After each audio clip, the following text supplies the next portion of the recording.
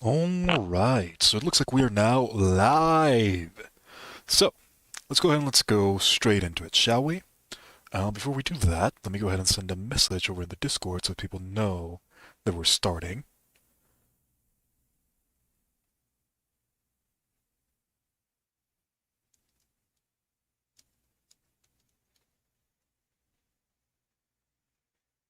Alright, all good to go. So, let's go ahead and let's go straight into it, shall we? Today we're going to be doing our typical discussion stream. It has been quite a while since I've done one of these, mainly because Genshin has been in quite a significant rut as of late. A lot of the content that we have is, let's be real, probably not the greatest. The new island release has been pretty nice, as well as a couple of the events that have been released, but a majority of them have been fairly repetitive. Mostly stuff that we have seen already, with a couple of things here and there to kind of shake things up a little bit. But at the end of the day, even those events have been pretty not really eye-catching. I think the most interesting event that we had was that event with the giant rune grater, which honestly ended up being more of just like a testing field for different people to just figure out how powerful they have become. Um, the event itself, at least for my opinion, was not really that hard, so I didn't really think about covering it that much. However, this new patch did bring quite a lot of things that are honestly going to change quite a lot of builds. I do think that I'm probably going to have to remake my free-to-play tier list relatively soon, as the new artifact sets we've gotten are honestly very, very strong. I was surprised at how effective they were at what they wanted trying to bring. And in addition to that, we're also expected to get a couple new things in the future, not only characters, but also more things that are going to be increasing the power that we're going to be getting fairly soon. Now, the ones that I want to focus on right now, I want to focus on the artifacts that we got, the Husk of Opulent Dreams, and the Ocean-Hued Clam. Those are going to be pretty much the ones that we're going to be focusing on right now, and I also want to try to focus on the new event weapon, the Cinnabar Spindle. Cinnabar Spindle. I think this is probably going to be one of the most interesting weapons we have gotten. Hello, Nancy. I see that you're here already. Yep, we're pretty much just getting right into it. I don't really want to waste too much time, as time is currently a bit limited, unfortunately. But I do want to try to do.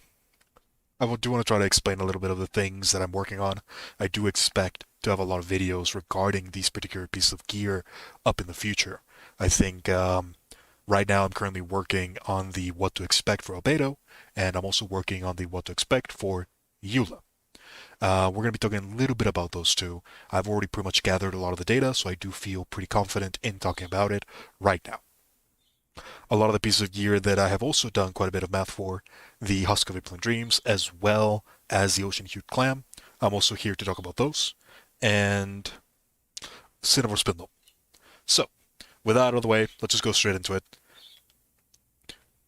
We're going to be starting right now with probably the most interesting, useless, and overpowered weapon we have gotten in a while. How can a weapon that's useless be overpowered? Let's go ahead and talk about the Cinnabar Spindle. Now, when it comes to this particular weapon, this is the newest weapon that we have gotten in Genshin. It is a 4-star weapon that we're going to be getting from the event that's currently going on right now. I will say this right now. Even if you do not have Albedo, grab this weapon. This weapon is probably one of the weapons that has the most potential in the entire game. I will put this weapon on par with the Staff of Homa, with how much damage increase it can potentially give. That is how powerful this weapon is. So why did I call it useless before? The main reason why I called it useless is that as of right now, it is the worst weapon that you can put on any character not named Albedo. If you're using this weapon on any character not named Albedo, you're using it wrong. That's just the fact that it is as it stands right now. This weapon is incredibly powerful. It is on the verge of overpowered. That is how strong it is. Just don't use it on anyone right now. The only character that can actively use this weapon is Albedo. So, with that out of the way, let's go ahead and explain why I'm praising this weapon for what it is. The weapon is actually fairly simple. What it does is that it gives you a 69% increase, I know, a 69% increase in defense for as the main stat. In addition to that, it has a passive which gives defense scaling to every elemental skill that you use. It does have a 2-second cooldown, but in reality that cooldown doesn't really affect much of anyone. Hey Solo, what's up? There's a couple things that have been new in the game. Not much to take a look into, mostly artifact sets and a couple different characters that have been middling to say the least. But if you're planning to come back to the game, try to get this weapon. It's, in all honesty, incredible. As I was trying to say, it does come with the ability that it gives defense scaling to every single elemental skill that you use for characters using this. Again, it does have that 2-second cooldown. It doesn't really matter for most characters. Defense scaling by itself is very strong. The main reason for this is because most characters that have defense scaling have really high defense in order to compensate for it. Not only do they have this extra defense that you usually get, artifact sets usually have more defense as a form to incentivize defense stacking even further. This is done for a variety of reasons, mainly because there are not as many buffs that directly increase defense, so it's often harder to get these characters to do the same amount of damage that other normal scaling characters can accomplish. That is the reason why defense has higher numbers. It is the reason why a character like Albedo has 876 defense right off the bat at level 90. For most characters that are using attack as a main stat, their attack value comes from the weapon they're using as well as their base stat. For most 4-star characters, even with 5-star weaponry equipped, that number is usually around 800. For 5-star weapons, it can go significantly higher. This is actually one of the reasons why early on Diluc was so good with attack percentage. Because if you could stack enough crit rate on him, you could just give him attack percentage and he would do more damage than most of the other characters we had at the time. That is no longer the case, mainly because the characters that we have, the supports that we have, as well as a lot of the artifact sets that have been released, have kind of power crept up Diluc pretty much out of the contention. He's still powerful in his own right, he's just too expensive for it to be worth. Now, this is one of the reasons why defense is so good. The scaling that you can get will oftentimes be significantly more than other sources. Usually, in the past, this was actually kind of a negative because we didn't have that many weapons that could boost defense directly. Now with the Spindle, we have a way to pretty much grab that additional attack power that we previously couldn't use that effectively and apply it into other options. Unfortunately, for pretty much every character in the game right now, this attack bonus is not high enough to justify its use. The one character that can take advantage of this the highest is Bennett, and even Bennett doesn't really want this weapon over something like Festering Desire, or just generally strong weapons in the craft roll option like Iron Sting. So, for any character, not named Albedo, don't use this weapon. For Albedo, however, this weapon basically increases his damage by almost 50%. It's how strong it really is. Now, realistically, that's slightly less because of defense and all of that, but it is still a very significant damage increase for Albedo. In most cases, this weapon represents a 25% damage increase for Albedo, just from switching the weapon. This weapon, for Albedo, I have to repeat that like 7 times so that people can understand that, is equivalent to a Staff of Homa at rank 3. That is how much of a damage increase this weapon represents. It is the best weapon that you can have, period. If you have Albedo, you want this weapon. If you plan on getting him at any point in time, you want this weapon. Not only that, if we ever get another sword user that has defense scaling, this weapon is likely going to be the best in slot. So yes, don't skip on this event if you plan on ever getting Albedo. I do strongly recommend that you get this weapon. 69%, no, yeah, that is the actual main stat. It gives 69% defense. Someone in MiHoYo really wanted me to say 69 for some reason. Now, with the Cinnabar Spindle, this is one of the things that's going to change Albedo quite significantly. Albedo was already a character that, for the utility alone, was already seeing quite a lot of use. His ability to give Crystallize, fairly strong Crystallizes now the changes to Crystallize actually happened, as well as being able to give things like the Geo Resonance an additional bit of damage on top of that, had already put him in quite a lot of teams. His EM buff was quite significant for a character like Hu Tao. There had been other teams that had been using that alongside Zhongli as a very strong Geo core for supports. Now that we have this weapon, and now that we have the new artifact set, um, I don't even know if I can call Albedo a support. He's honestly, he's honestly getting close to the line where he could be considered a carry. An unconventional carry to be sure, but his damage is starting to spike up quite significantly. It is no longer small numbers, especially for people in the free-to-play spectrum, where usually investing into things like this can be pretty hard. But this weapon, as I mentioned, is basically like a rank 5 Step of Homa, and equipped even to a C0 Albedo, the numbers are insane. If you properly equip Albedo with the Cinnabar Spindle, as well as the Husk of Opulent Dreams, and you prepare him in a team that actively benefits him, he will be hitting well over 30k with every single one of his flowers. His burst is going to be hitting incredibly strong, incredibly high, and his utility is still going to be there. Albedo is honestly, in a single patch, probably become one of the best supports in the game. That is how significant the damage numbers are. It's kind of ridiculous. When this event is going to end, it's not a permanent weapon. It is a timed event. We don't know if it's ever going to come back, so I would recommend that you try to do it right now if you do manage to get it. It is an event that's going to be lasting for another 16 days, I'm pretty sure. So it's going to be pretty much 2 weeks. You have around 2 weeks to get this weapon. I would recommend that you try to get it to the maximum rank, because that's the point where this weapon really becomes strong.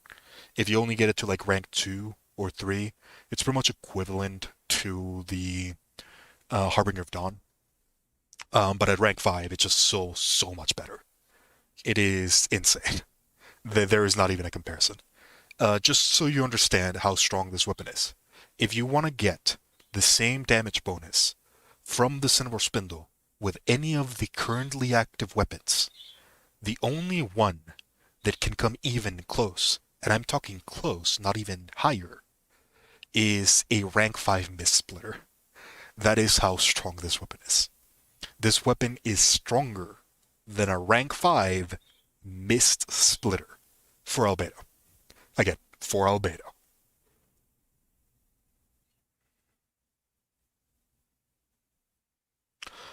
So yeah, when it comes to the Cinnabar Spindle, definitely one of the weapons that you want to try to get. It is one of the weapons that has the highest potential. If we ever get another character that has defense scaling on a short cooldown elemental skill that can use it basically as a sword, this is probably going to be really good for that character as well. So right now, it is kind of just like a thing for Albedo, but because there is so much potential for this, and because Genshin is expected to release a significant number of characters, the likelihood that we're going to be seeing another character that can use it is pretty high. I would strongly recommend that you try getting it, even if you only plan on getting Albedo at some point in the future. Since Albedo seems to be a pretty important character for the story, I do expect that he's going to be coming back a couple more times at least. Now, that is kind of like the Cinnabar Spindle. It's just a very specific weapon that works incredibly well with one specific character. I would still recommend that you get it. Just don't use it on anybody else. Um, I've already looked into the numbers. It's just not worth it. Most characters don't have the defense value to properly use it, and in the characters that can take advantage of it, they usually have better weapons for it. Festering Desire comes to mind for both um, Bennett as well as Jean. So, and even if you don't have those, Iron Sting would probably still be the better option. If you have Albedo though, 100% this weapon. Now, let's go ahead and let's talk about the next piece of gear that we're going to be I want to show, the one that I also mentioned. We're going to be talking about the Husk of Opulent Dreams.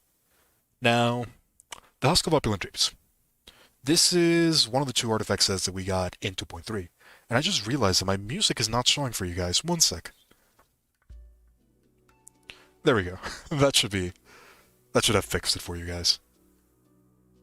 So yeah, the Husk of Opulent Dreams. Why is it not showing? Oh, there it is.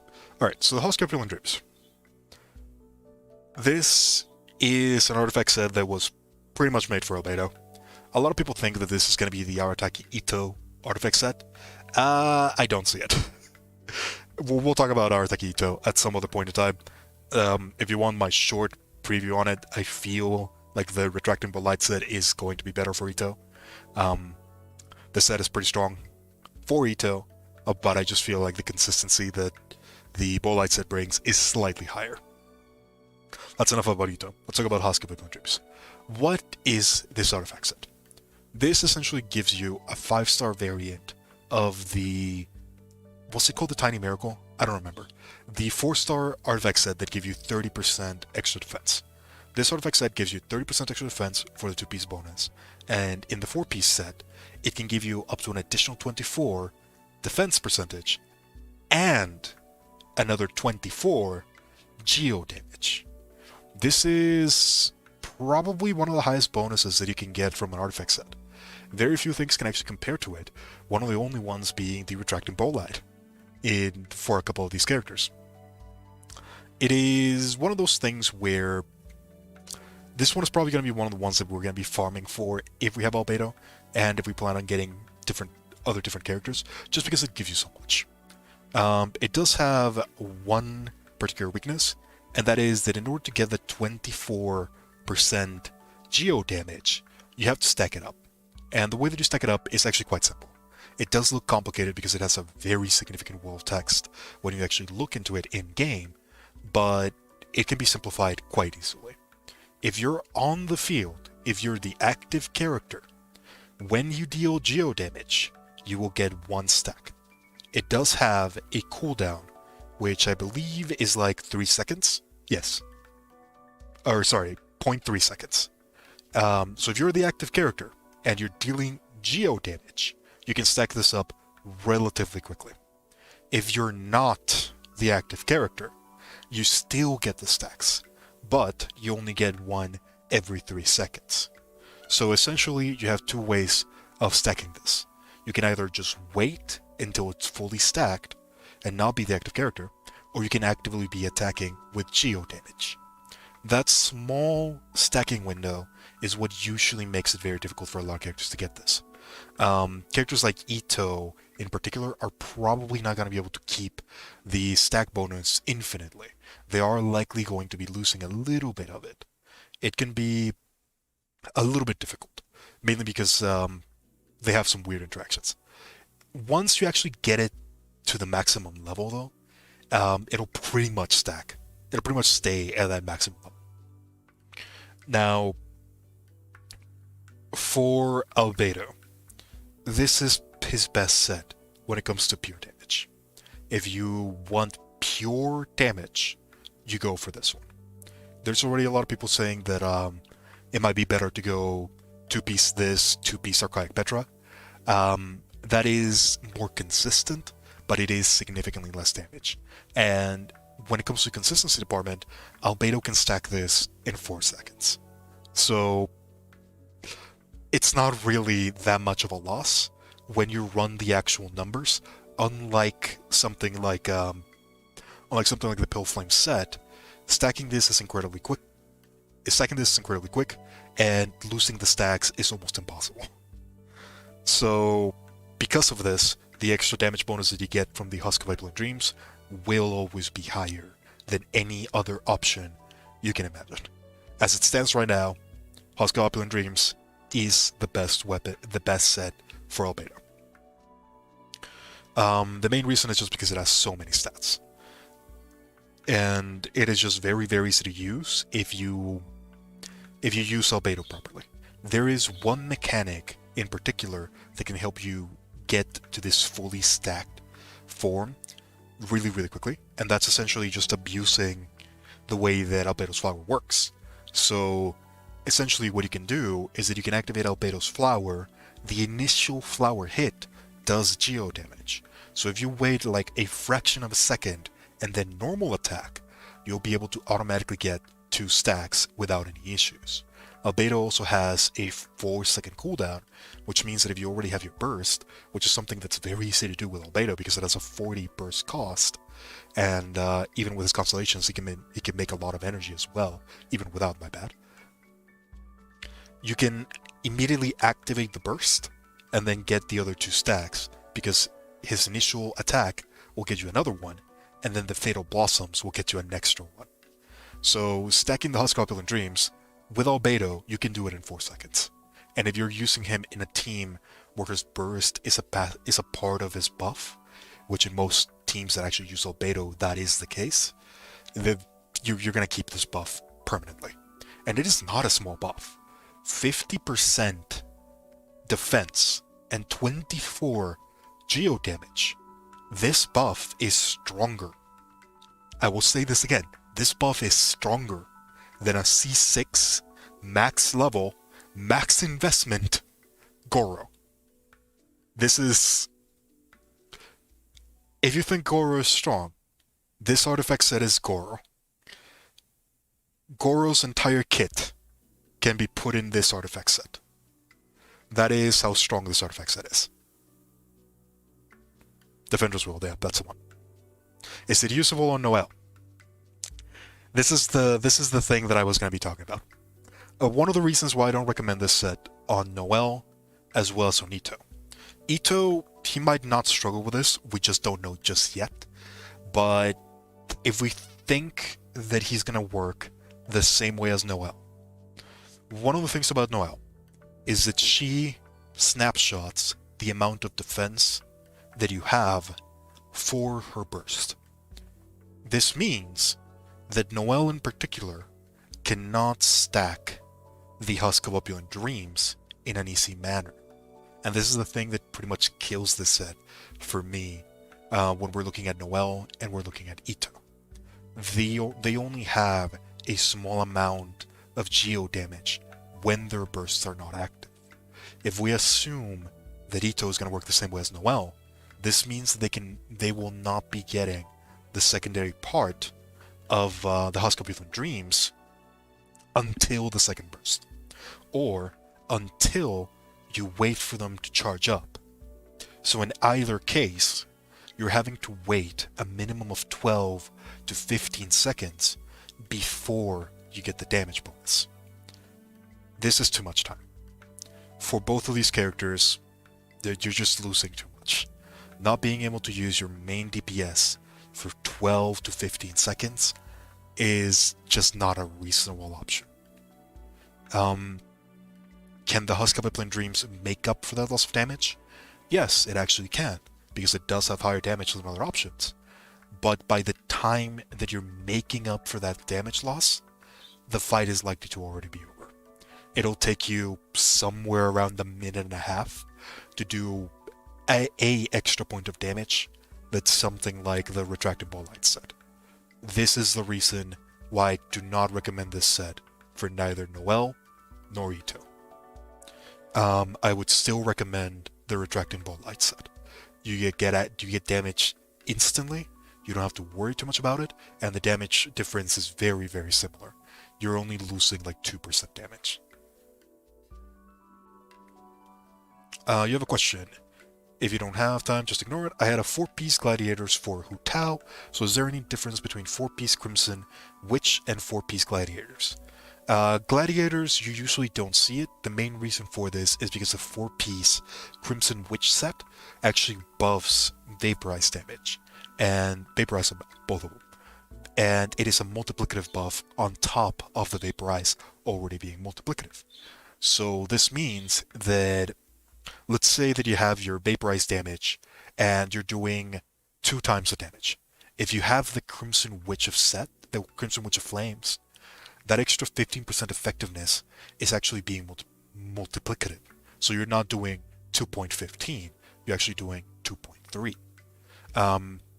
Just this buff by itself is already the same as equipping the 4-piece Gladiator set.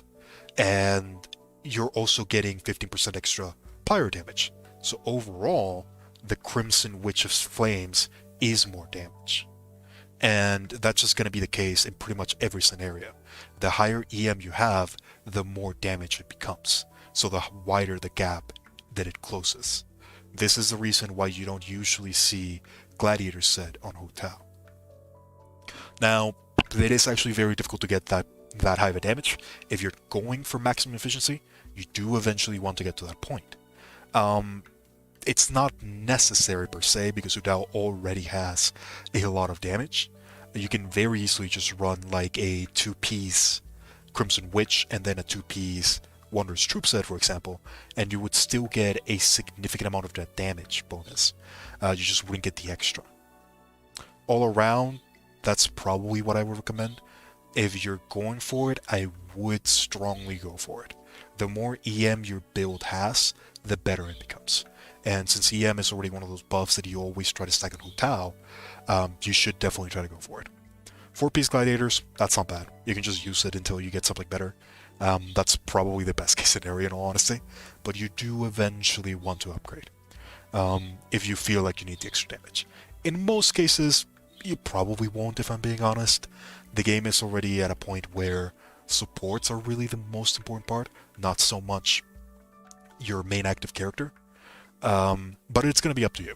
If you're going to be going very heavily into Hu Tao, you might want to consider investing into the 4-piece Witches set, just because it is the highest damage number. But if you don't really care too much, if you're already clearing just with your Gladiator set, you can just use the Gladiator set. The damage difference is high, but just considering how difficult it is to actually get the stats that you need, you're probably gonna have to farm for like 5 months at a minimum if you want to get like a proper set. So is it worth it? Up to you. I would probably focus on other things first, if I'm being honest. Leave that for when you really don't have any other way of increasing your damage.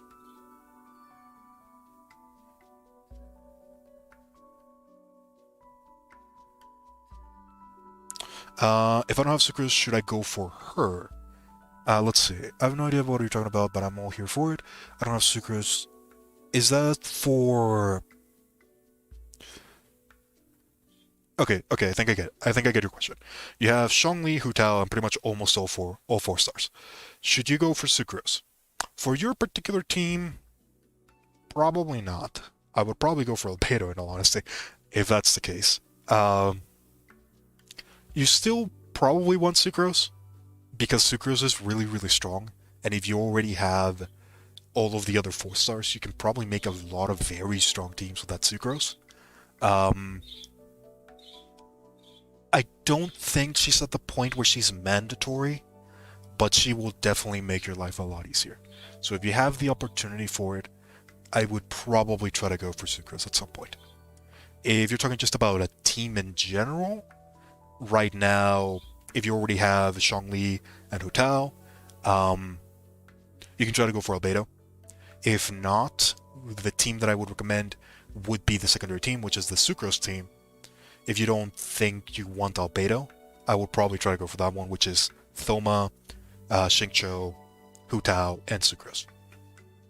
But if you have the option right now, if you have just the resources saved up, I would probably get Albedo right now, especially since his damage increase has just been so massive.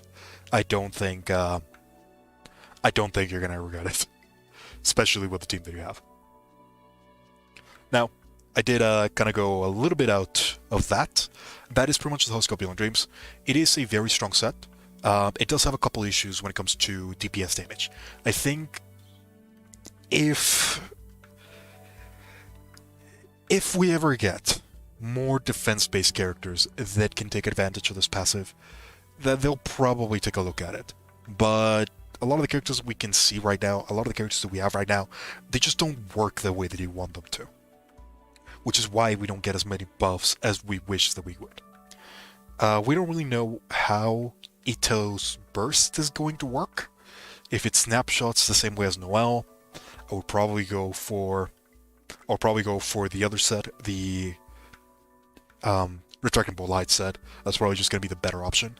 If it doesn't snapshot like Noelle's, which, if I'm being honest, is probably not going to be the case, just because that sort of math is going to be very complex. Shifting buffs that change with defense bonuses are probably going to be a nightmare when it comes to performance. I don't see MiHoYo doing it, so it's more than likely going to snapshot. I think you should probably just stick with the other one. If it doesn't, Scorpion Dreams is probably going to be a really good option. If it doesn't snapshot, you could probably charge it within a small amount of time, so it would be reasonable to use it. I just don't see it, if I'm being completely honest. But that's enough for the Scorpion Dreams.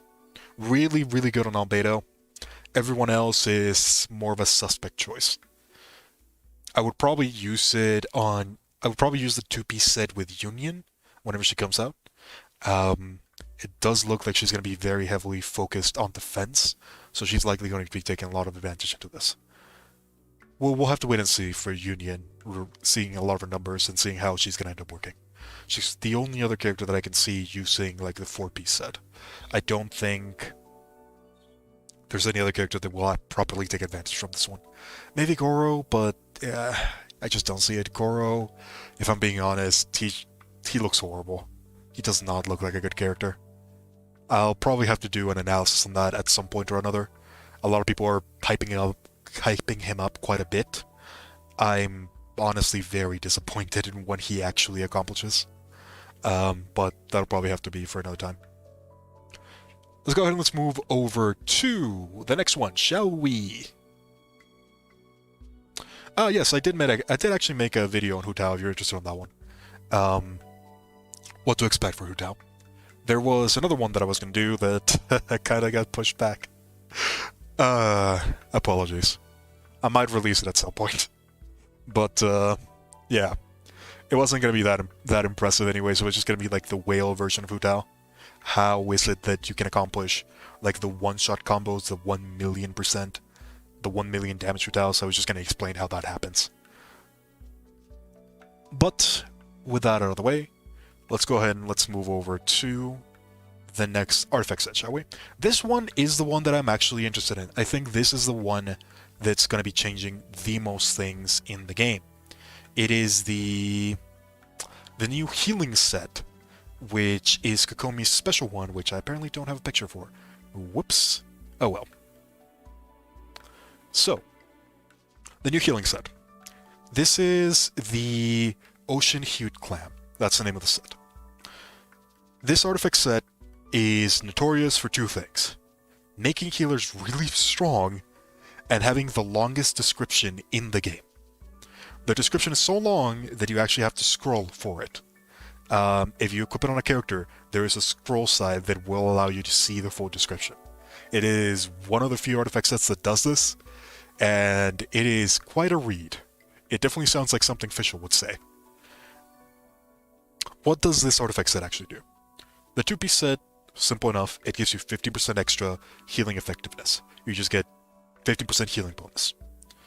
The second side, to put it simple, whenever you heal, you make a bubble.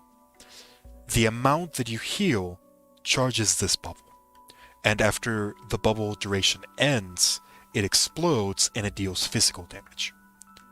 Now, originally, when we saw this set, there were a lot of questions regarding it. How high was the physical damage going to go? How high was going to be the cap? How long was the duration going to be? All of these things mattered quite significantly to how much DPS this bubble was going to be able to do. Another thing that mattered is how was this bubble's damage going to be counted? Was it going to be counted as part of the character? Was it going to be counted as an elemental reaction? Did it care about defense? We now have all of these things, and I can confidently say that the damage that this bubble can accomplish is honestly quite high, and it does honestly add quite a lot of damage bonuses to a team. This is essentially a way to weaponize healing, and it is very effective at it. The fact that it is also physical damage helps quite a lot of characters as well. The way that it works, to put it in the simplest terms possible, the more you heal, the more damage this will do. This bubble doesn't actually care if you heal a character, it only cares that you attempted to heal a character. So even if your character is at full health, it will still take into account the amount that you would have quote-unquote healed. This means that characters that can multi-heal, characters that can heal every single team member, can stack up this bubble really, really quickly. Characters like Chi-Chi, characters like Barbara, characters like Kokomi. If you invest heavily into these three characters, you are capable of getting this to the cap. The cap for this bubble is 30k. And the way that this bubble works, it works the same way as elemental reactions. To simplify, it just means that it ignores defense. And because it works like an elemental reaction, this means that if you reduce the resistance of an enemy, that will actually increase the damage. As it stands right now, that is the only way of increasing the damage of this bubble, by applying physical resistance down. Which is actually not that bad, because a lot of the characters that can take advantage of this will probably be able to go into physical-based compositions. I'm mainly taking a look at Chi-Chi. Chi-Chi, in all honesty, with this artifact set equipped, has the damage to compete. She can actually accomplish quite a lot of damage with this set. When I took a look at the numbers, one of the things about Chi-Chi is that her fortune-preserving talisman, the way that it heals is that it heals per time that the enemy has been attacked. It doesn't actually care who attacked the enemy. It just cares that the enemy was attacked. So if you combine Chi-Chi with a character like Fischl, especially if you have the Fischl C6, you're going to be able to heal, to reach the maximum cap within probably like a second and a half. It's honestly very strong, and it is something that's very accessible.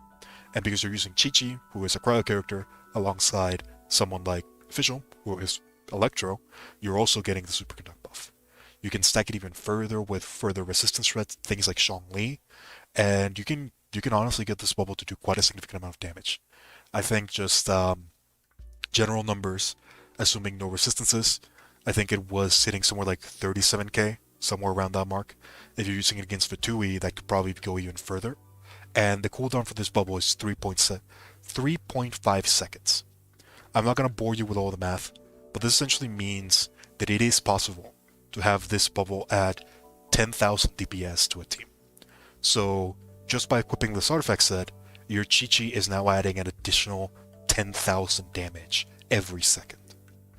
That's very strong. It is not something that a lot of characters can do. It takes a lot of investment to get to that amount of DPS. Oftentimes you require buffers, you require very strong characters to get that much DPS. It's not a small amount. I think if I didn't value Kokomi as high as I already did, I would probably value her even further now. Kokomi is probably the one that's going to be taking the most advantage of this set, just because of how easily accessible she is. She will probably need a lot more investment than other characters. It is not as CC for Kokomi to max the bubble out. There are a couple things that do make it slightly more difficult for Kokomi. But it is possible. You can 100% get her to max out the damage. The other character that I want to take a look into was Barbara. Barbara can also maximize the damage for this. And in a lot of teams, this actually does mean that she will be able to become main DPS Barbara. I know that for a long time we have been memeing about main DPS Barbara. I know that for a lot of time we have been memeing about main DPS Barbara. This might actually become a thing now. I think a properly built team that can enable her damage with a strong version of this, you can probably get her to work. In all honesty, I don't think it's that unreasonable anymore. The extra damage from the set alongside the vaporizers from Charge Attack Barbara, they're they're actually competitive, which is surprising, but it is something that can work. I can definitely see a Barbara freeze composition in the future that aims to abuse like dual melt and dual vaporize. That is something that could happen.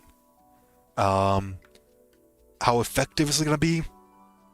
Probably not as effective as other characters, but it is something to take into account, especially if you're in the free-to-play spectrum. I do think that a Barbara that's centered on the main DPS that can accomplish the role of healer as well as enabler to somebody like Shang Ling, we might start to see a lot more Barbaras, which is weird to say, but it's probably going to happen. The damage is competitive, Barbara already has a lot of utility, and it is something that will likely start to catch on in the future. The artifact set is the main DPS. Yeah, pretty much. The thing about Barbara and the reason why this actually works is because you can equip the artifact set and then you can equip utility items on Barbara. The one that I would recommend, because it is the one that has the most competitive applications for Shang Ling, for Shang Ling, is the Prototype Amber. I would probably use Prototype Amber Barbara alongside this particular set, and then go for full healing. Not even focus too much on the damage that Barbara has. More focus on the artifact set and focus on applying Hydro for Shang Ling. That's probably what I would do. I think that's probably going to be a good way of going forward. If you don't have Tartaglia, if you don't have Kokomi, that's probably going to be the way that we're going to be seeing it a lot.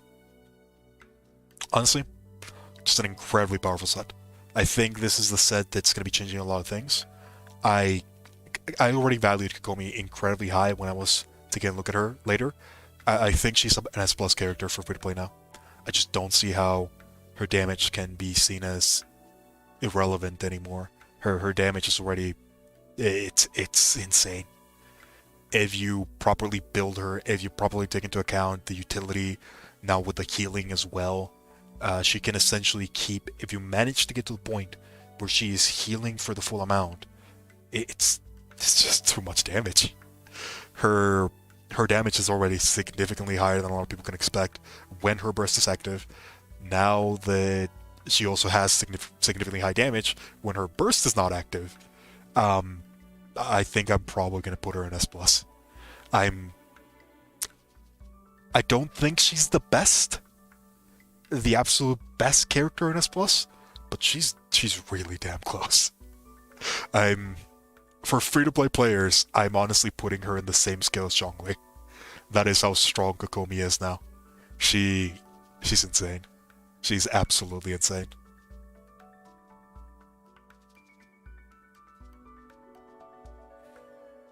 Let's see. Portals, are you satisfied with the climate effect set compared to your previous idea? Yes, I am. I am a lot more satisfied with. I'm a lot more satisfied with the offensive version. I still think that the shield version has a lot of potential, but this version fixes a lot of the issues that healers had, which was that when you add a heal, when we think about team building, there are two things you have to take into account. If you're adding a character to the team, what is that character bringing? How much DPS are they adding to the team? If they're an off-field character, is this DPS worth me putting them there? If they're a support character, how much DPS do they increase for the team? Or is their utility enough for me to consider putting them here over more damage? These are kind of like the two things that you have to ask whenever you're adding a character. If the answer to those two questions are no, then you're more than likely not going to use that character. for healers in particular, one of the reasons why they're often seen as the inferior choice is because their DPS is pretty much non-existent. If your name is not Bennett, you're not increasing that much DPS for the team. The other one is probably Jean. Jean is just very strong overall. Now that we have this artifact set that gives damage in a very simple manner, it gives the damage to the active character. It is not that difficult to accomplish. It just requires a little bit of investment. This does fix a lot of the issues with healing as a mechanic. That does not mean that the healers that we have are fixed already. I think Kokomi is fine. I don't think there's any problems with Kokomi anymore. The two characters that I still have an issue with are probably still Chi-Chi and Barbara. While the healing mechanic is fixed, the mechanics of these two characters are still not at a point where they're actively useful. I think Barbara's probably the one that has it the easiest. But that's usually that's usually because of the prototype Amber. That's because she's a Hydro character. That's because she can apply a lot of Hydro. But a lot of the negatives are still there, and they're kinda difficult to ignore now. We have a lot of cryo characters in the game that will keep on freezing you over and over again, and when it comes to their burst, both of their bursts have the highest number possible for bursts, so it's really difficult to get them actively if you don't invest incredibly heavily into energy recharge, which is something that actively hurts these two characters when it comes to building artifacts. It's very difficult for you to get the artifacts that you need for these two characters, and it is very difficult to put them into teams because they don't generate energy, and energy is an incredibly important part of Genshin. Most characters rely on their burst. There's very few characters that can be actively useful without their burst. I can probably think of like 3. And even then, it's kind of debatable whether that by itself would be enough. I think Chongyun is up there. Zhongli is up there. I can't really think of other official. Though those are like the only characters that I can kind of see them being used without the burst. And for both Chi-Chi and Barbara, that they do struggle with that. It is... Barbara doesn't suffer as much because of Let the Show Begin, but Chi-Chi does suffer a lot because her entire kit is based around the Fortune Preserving Talisman. Without the Fortune Preserving Talisman, Chi-Chi just doesn't do anything. Unless you have like the physical variant of Chi-Chi, which is actually fairly strong. But that requires you to have the Aquila Favonia, and that's less Chi-Chi, and that's just physical damage having a lot of buffs. And Chi-Chi being able to charge attack. So, yeah. I am happy with the way that healing is right now. I am still not pleased with the healing characters that we have. Well, mainly those two. Mainly Barbara and Chi-Chi. I think everybody else has pretty much gotten a niche that's worth for them. Bennett is at a point where, well, he's Bennett. Sayu is just worse Jean, and Jean is Jean. Kokomi is...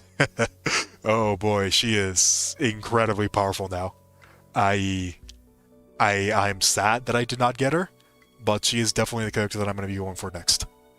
I was originally planning on getting Shenhei, but after doing a bit of math, I don't think I'm going to get enough Primo Gems to try to roll for Shenhei. I'm still going to try, but I don't think I'm going to get her. So yeah, I do plan on saving for Kokomi now. Boy, is that new artifact set a lot better than what I originally thought it was going to be.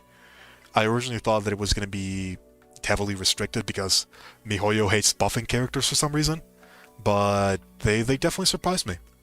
It's not only strong, it's easily accessible, it doesn't really require that much investment, and it doesn't require you to change the way that you play. I think that's the thing that makes it so good. It's very plug and play.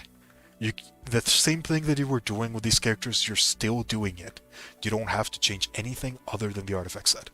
And getting an additional 10k DPS, that is a lot. That is a lot. For a lot of teams, that's how much Bennett is providing. Bennett can provide more than that, of course. He's Bennett. But if you're comparing anything to Bennett, you're already in a good place.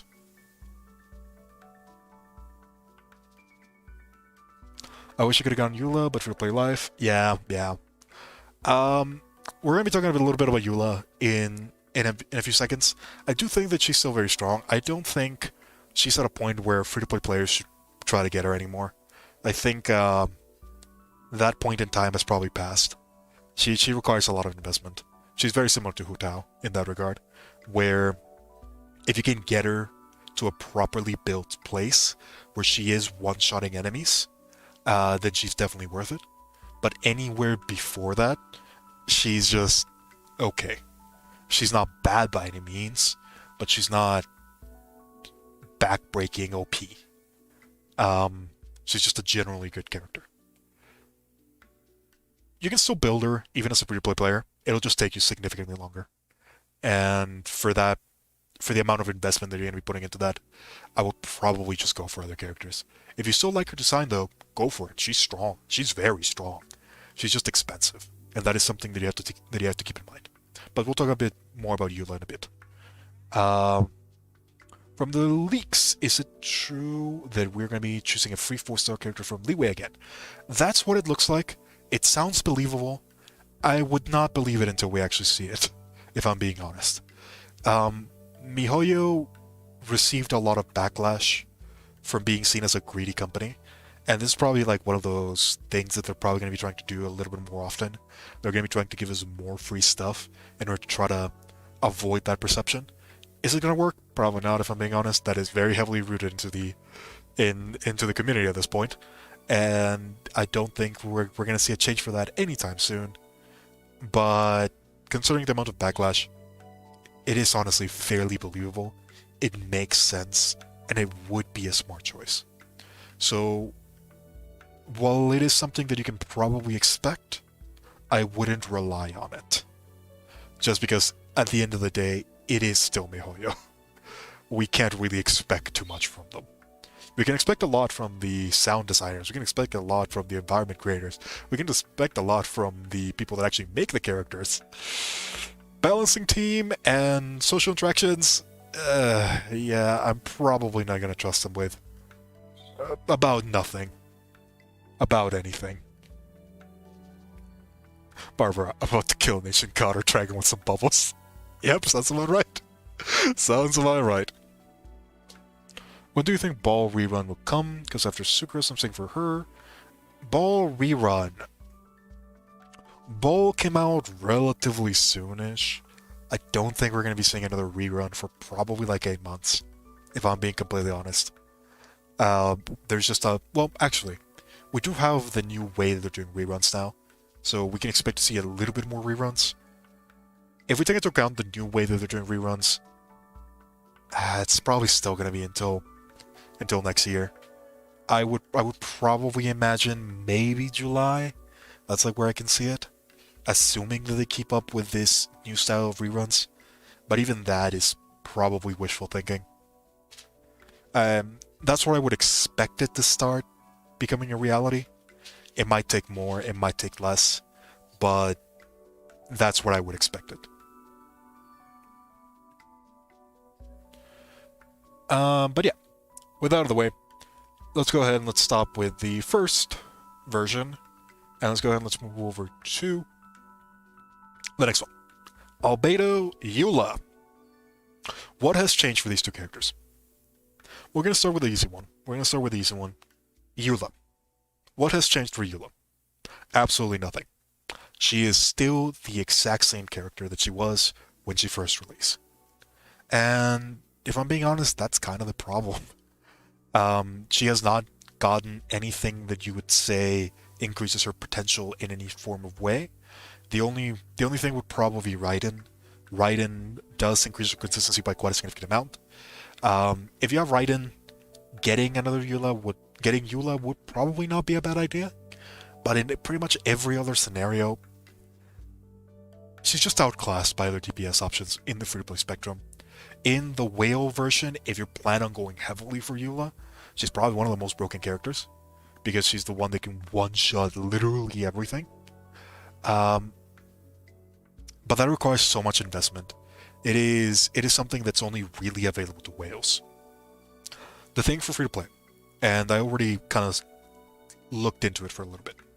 When we think about free to play Eula, the numbers that you can accomplish, while they're still fairly high, they're not really game breaking. They're about the same as you would expect from a max efficiency Shinyan. And a lot of people already don't think that Shinyan is that strong.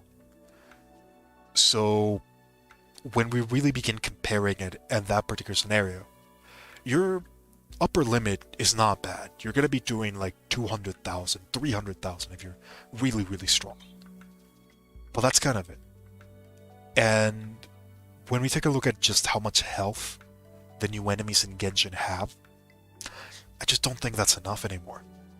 Eula is one of those characters that relies very heavily on the burst, and while her normal attacks are very strong, they're not really strong enough to consider just using her. I think the biggest issue that Eula has is that she doesn't really pair that well with other additional damage sources. When we look at the way that people are clearing Abyss now, especially in the free-to-play spectrum, a lot of the ways that we're clearing Abyss is often through just abusing rotations of multiple off-field characters, or, in the more whale sense of the way, boosting a single character into oblivion. Eula fits into a second category, and that second category oftentimes requires 5-star weaponry, specific 5-star interactions, as well as significantly more powerful artifacts than what you would get as a free-to-play player. It's just incredibly expensive, and I don't think I can recommend Eula to someone that plans on spending very little, or someone that plans on getting multiple characters, because Eula is one of those that you have to put everything into her. If she's not one-shotting enemies, then she's not going to be that effective. Think about it this way. If you don't kill the enemy in front of you with a single rotation or burst, you're going to have to wait another 20 seconds to try to do that again. And in a game where we're very heavily taxed on time, we're very heavily incentivized to not waste even a single second. This amount of variance is just something that I don't value that much. It is true that, let's say 50% of the time you will kill everything in your path. The other 50% of the time not being that effective, it's just too much frustration for me. I wouldn't recommend it. I would much rather build into something that's more consistent, build into something that I can guarantee that 100% of the time, even if it takes me 30 seconds, I will still be able to kill that enemy. Because at the end of the day, it's not really about speedrunning the content, it's just about completing it. And I think that's where a lot of the lines go around. If you like Eula, by all means go for her. She's probably one of the characters that will be able to help you complete a couple things. But she is very specific. A lot of the ways that you're gonna be running her is you're gonna be running her in that I want to kill everything in a single shot, and if I'm not killing everything in a single shot, it's gonna cost me a lot. It's gonna cost me a lot of trouble to kill them after that. I don't think Eula's bad. I just think that she's very specific, and she's very centered towards speed running. And I just don't think that's a good investment. Speed running, while it looks nice in paper, it's not really, at least for me, it's not the most entertaining way to play the game, because it relies too much on luck. Eula in particular, one of the things that a lot of people are going to complain is, oh no, I didn't crit. That is, in a lot of cases, an instant restart for Abyss. And I just don't want to do that. If I'm going into Abyss, I want to be able to clear it regardless of whether my one ability crits or not. So I'm going to itemize, and I'm going to make my teams with that in mind.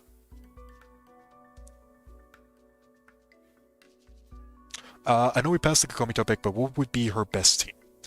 Just kind of like a break from Eula. Kokomi, She's honestly a really good character. She has a lot of high utility. I think if you're gonna get Kokomi, you're gonna build her around two characters. Either you're gonna build her around Ayaka and Ganyu, or you're gonna build her around Xiangling. One of the reasons why I have so much value in Kokomi is because you can build her around Xiangling. In my opinion, the Xiangling team is probably the better one. That's the one that's gonna be getting you the most efficiency as a free-to-play player. The other team, which is the team centered around Ayaka, it basically wants you to get two very strong cryo characters, use Kokomi as a healer, and then whatever form of CC you can get, whether it be Sucrose, Venti, or if you really want to go that far into it, what's his name? Canadian man. Canadian Aether. How did I forget his name? Kazuha. If you want my opinion, for Kokomi, I would go Kokomi, Xiangling, Sucrose, and then whatever third you want. In a lot of cases, a free third player would be Fischl. If you want more energy for Kokomi, you could probably go with someone like Xingqiu, or Bennett. Bennett might actually be better. But we'll go with Bennett. That actually sounds pretty terrifying. Yeah, that sounds pretty scary. Bennett, Sucrose, Xiangling, Kokomi. That sounds very strong. Ayaka, Kokomi, Rosaria, and Sucrose. It's actually kind of funny that you mentioned that because that is the team that I have on the other account where I do have Kokomi. And so far, that team has been incredibly strong. If you want like an upgrade, I think Shenhei would probably be a replacement for Rosaria at some point. And Sucrose is probably fine. I don't think you really need something other than Sucrose. If you really want to go deep, I would probably go with Kazuha over Venti, just because Kazuha is more reliable. And Sucrose, you're not really taking advantage over EM. So, in this particular scenario, Kazuha is slightly better, and that also means that you can use Sucrose in another team. Like a Xiangling team, for example. So yeah, if you're going to go for that particular team, I would probably take a look at Shenhei. I think Shenhei is going to be very, very valuable for freeze compositions. Other than that, I think your team just looks fine as it is. I don't think I would probably change that much. Rosaria is probably like the only one that I would change, and even Rosaria is incredibly strong. If you build her with like the energy recharge set that Raiden uses, oh god, what's it called? I spent so much time farming it that I deleted its name out of my memory. The set that Raiden uses. We'll go with that one. You can actually get her damage to be quite high, especially with all the resistance threat that you can accomplish with Venom and all of that. You can get significantly good bonuses. The extra crit is also nice, and she's a very, very strong battery. So yeah, all around, I think your team is good enough as it is. Now, going back to the other character that's going to be a little bit more complex when it comes to other than Eula, Albedo. If I'm being honest, out of the two characters we have right now, I think Albedo is the most valuable. Just plain and simple.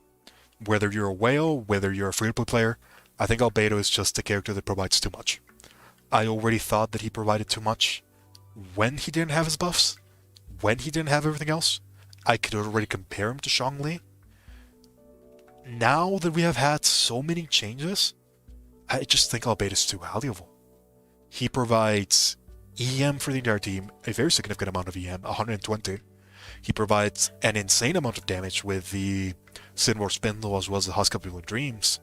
He provides an insane amount of crystallized shields, which is 2-second crystallize. Keep that in mind, 2-second crystallize. With the new crystallize buff that actually gives shields a significant amount of tankiness to it. I just don't think Albedo is a character that can be ignored anymore. He is incredibly strong. He was already incredibly strong when he came out. Now, it's insane. It's just so much damage, so much utility. It's a utility character that's doing as much damage as my Xiangling. My fully DPS-oriented Xiangling that's having a specific Bennett buffer applied to her. And Albedo's doing the same damage. And I'm not just talking about, oh, he's doing the same damage for per tick. I'm saying he's doing the same DPS. Damage per second. It's ridiculous. It's insane. This character is probably the character that has been buffed the most out of everything. The buffs that happened for Zhongli, they also affected him. The buffs that happened to Crystallize, they also affected him. The buffs that we got to Geo, they also affected him. Everything that we have gotten since his release has just increased his power in one way or another. And it has pretty much arrived to the point that he is definitely one of the most valuable characters. I just don't see how you don't want this one. He's just generically good. You can put him in any team and he will add an insane amount of damage without any buff required, while still buffing the team. He's insane. I think, especially for free-to-play, he's definitely the character that you're looking for. If you can try to get him, I would probably try for it, just because of how much value he has. I don't think it's a question anymore. If I were to redo my free-to-play tier list, which I'm probably going to do, I think he's comparable to Xiangling now. I don't think there's any question when it comes to that. He is a character that you can build entire teams around, but he's also incredibly flexible. You can just put him into any other 3-team composition and he'll fit right in. If you're using Vaporize, he also helps with that. He's an EM buffer. That's not something that you can get very easily. And the fact that he can also add a significant amount of DPS towards that without the need for buffs is impressive. The one thing that you have to take into account when you're going for Albedo, his flower is very, very sensitive. It will break to pretty much everything. The way that the models for bosses in particular are made in Genshin, they destroy every Geo construct on contact. So if you're fighting something like Andrews, if you're fighting something like La Senora, for example, if you're fighting bosses that teleport a lot, like the Thundering Manifestation, they will break the flower, and they will break it often. So that is like the one frustration factor that you do have to take into account. If you're fighting against bosses, Albedo does have a hard time keeping the flower alive. It is not impossible. If you learn a lot of the patterns, if you learn a lot of positions, it has enough AoE to the point where you can put it outside of the boss's hitbox, and you can keep it alive for the duration. It also has a very short cooldown, so you will still be able to get the benefit out of the flower. With that caveat out of the way, when it comes to Abyss, he's probably going to be one of the most used in Abyss in the future. He was already very highly used in a lot of other floors in Abyss, especially because he paired really well with Zhongli. I think we're going to be seeing a lot more Albedo. Significantly more. And I don't think that's going to drop anytime soon. I think he's probably in the support Hall of Fame. If I were to mention the 4 supports that define Genshin, before I would have said Bennett, Sucrose, and Xingqiu. Now it's Bennett, Sucrose, Xingqiu, and Albedo. I think these 4 supports are the ones that are the center pillars of a lot of teams. So, if you were on the fence of getting Albedo, I would probably try to get him to at least C0. When it comes to these constellations, you don't need any single one. The C1 is almost irrelevant. The C2, while it does add an additional bonus to the damage of his burst, it's also kind of unnecessary. So you don't really need any of the constellations. C4 is completely useless, and the C6 is, it's alright. But that is kind of what I wanted to say about Albedo. In my book, he is probably one of the most valuable. He's probably the most valuable 5-star support. For now, if I'm being honest, with how Shenhe is looking like, there's still a lot of numbers that we have not seen. There's still a lot of things that we're still to look into. But she might be the next Bennett. That is for sure. She, the wording is weird, and we have gotten a lot of things from, the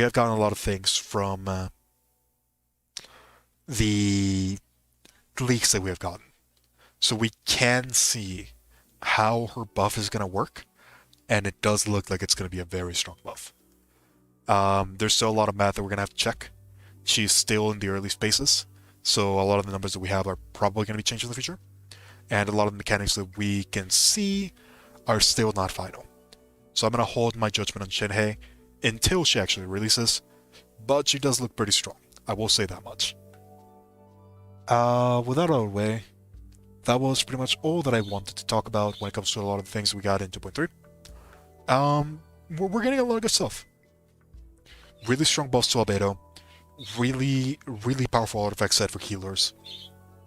A lot of value when it comes to the banner that we have right now, especially if you're going for Albedo. Just a really good patch all around. I think the event that we have as well it has been pretty interesting. I don't think it's as good as other events that we have seen so far, but that might just be because a lot of things that we have been time locked, and we're probably just gonna have to wait and see. I think the story is alright. We'll have to wait and see a bit more. I'm enjoying the event so far. I just wish it could have been less hectic. I think it's probably just because a lot of stuff is time locked at the moment. Once we have everything, it's probably going to be a lot more fun. But yeah, with that out of the way, it's time for the account review. Let's go ahead and we're going to be taking a look at an account that I was allowed to take a look into. And I will say this right now. This account is most certainly not free to play. The person that has this definitely has a lot more characters you're going to see in a free to play account. And they definitely have a lot more 5-star weapons that you're going to see in a free to play account. So this is actually a really good way of showing certain different builds that a lot of people can do. The individual who has this account, he's at this point got enough power. Just take a look at this team that he's running right now. He already has a pretty efficient Ganyu. He already has a Hu Tao with the Staff of Homa, alongside pretty much all the characters that you could want to enable that. He has Albedo right here. He has Zhongli. He has most of every character that you could possibly want. If we look at the character archive, a lot of the characters he has. He does not have every character, but just looking at the volume of 5 stars, you can see that this is not a normal account. So, what exactly are we here to review for this account? Well, this is actually the account that I used in order to do my Hu Tao review. Oop, did not want to do that. In order to do my Hu Tao review. And this account already has all the power that you could possibly need. So, what could you possibly do to improve on this account? Honestly, not much. When it comes to things that you could possibly need for power, both his Ganyu and his Hu Tao are already at the point where they're going to be one-shotting everything. So there's not really any reason for this player to go for anything else. As you can see, he has a lot of 5-star weapons already, and a lot of them are in a very high value state. He has 2 Staff of Homas. 1 for Hu Tao and 1 for Xiao. He does not need more power. So when I was asked to review this account, he also has a Freedom Stone that he got recently. Oh my god. Your account is insane. When I was asked to take a look into this account, the main thing that we're going to be focusing on is we're going to be focusing on team building. And we're going to be taking a look at a lot of the things that make team building what it is. We're going to be taking a look at why certain teams work, why certain teams don't work, and why other teams are not being used that much. This is actually going to be a really good showcase of some of the reasons why I don't value certain characters as high as you would normally value them, and why the whale version of these characters are valued as high. If you've seen the free-to-play tier list that I have, I put Hu Tao as an A, and I also put Eula as an A. And the main reason for that is just because these 2 characters are incredibly expensive. If you do not have the resources to build them in the proper way, they will not do as much damage as you would imagine. And we're going to be showing that right now. So we're going to be going over to our favorite training dummy over in Tatarsuna, and we're going to be taking a look at some of the best teams in the game and why they are the best teams in the game. And then I'm going to be explaining why those teams are so difficult to replicate for free-to-play players.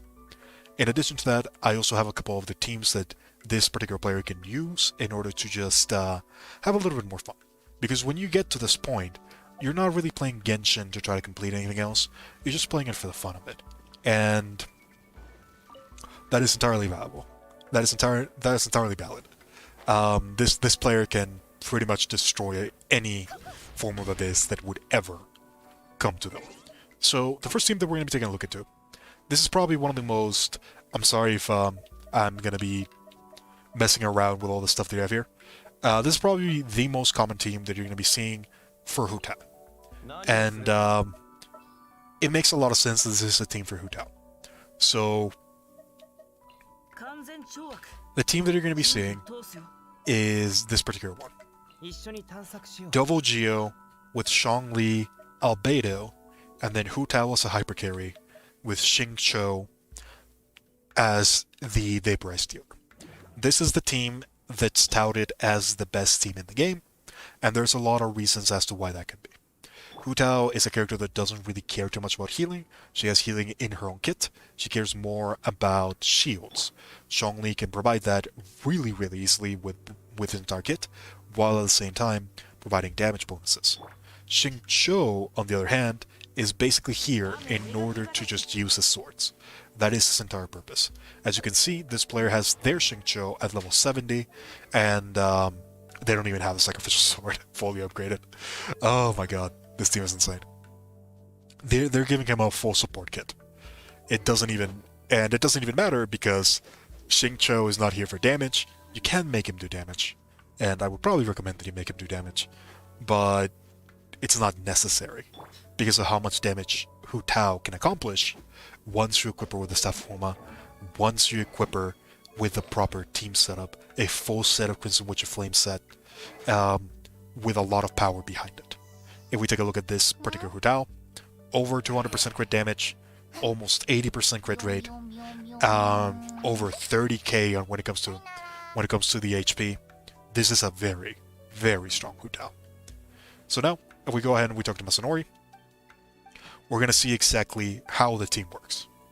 The main purpose of this particular Hu Tao team is that you go into Zhongli, you use his shield, then you go into Albedo, and you get the bonus from EM. Afterwards, you can go into Xingqiu, and then Hu Tao take full advantage of all the buffs that you have stacked. If you do this rotation in particular, you're going to be getting from Zhongli Resistance Shred from Dominus Lapidus. I believe it's a 20%. Yes, 20% Resistance Shred, period.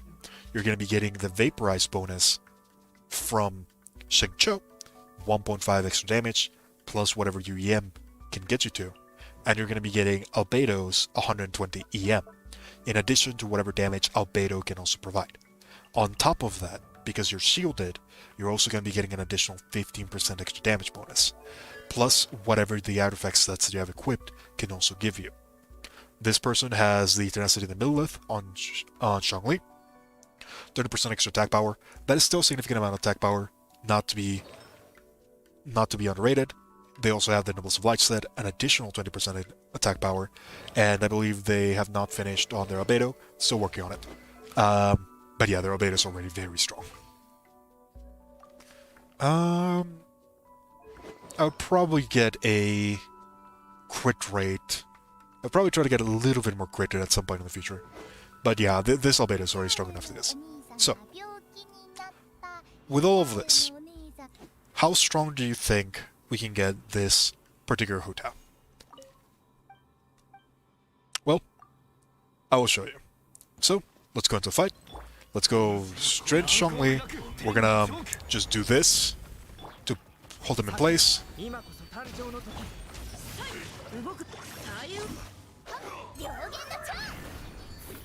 116k. That's pretty strong if I do say so. In addition, we're dealing about 20k damage every time that we do anything. So, all around, very, very strong.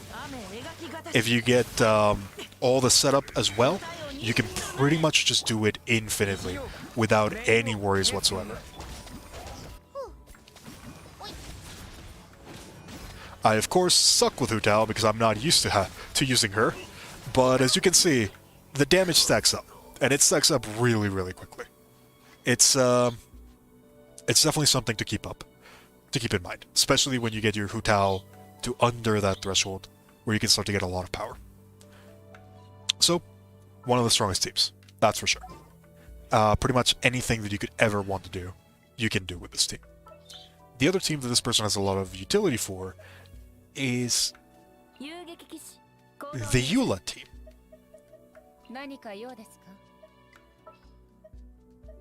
So if we take a look at a strong Eula team, this is kind of what you would do if you want to do maximum damage.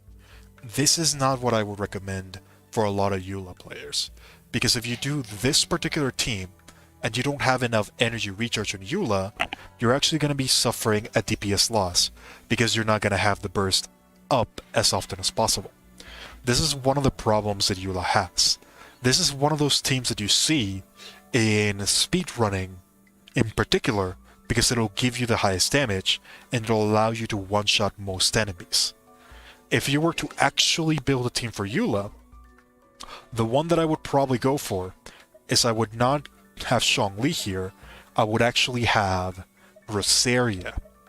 Rosaria is probably the best at the moment for Eula when it comes to batteries. The main reason for that is because she also gives crit. She gives crit rate, and she also gives she gives crit rate when she's at max level when it comes to Shadow Samaritan.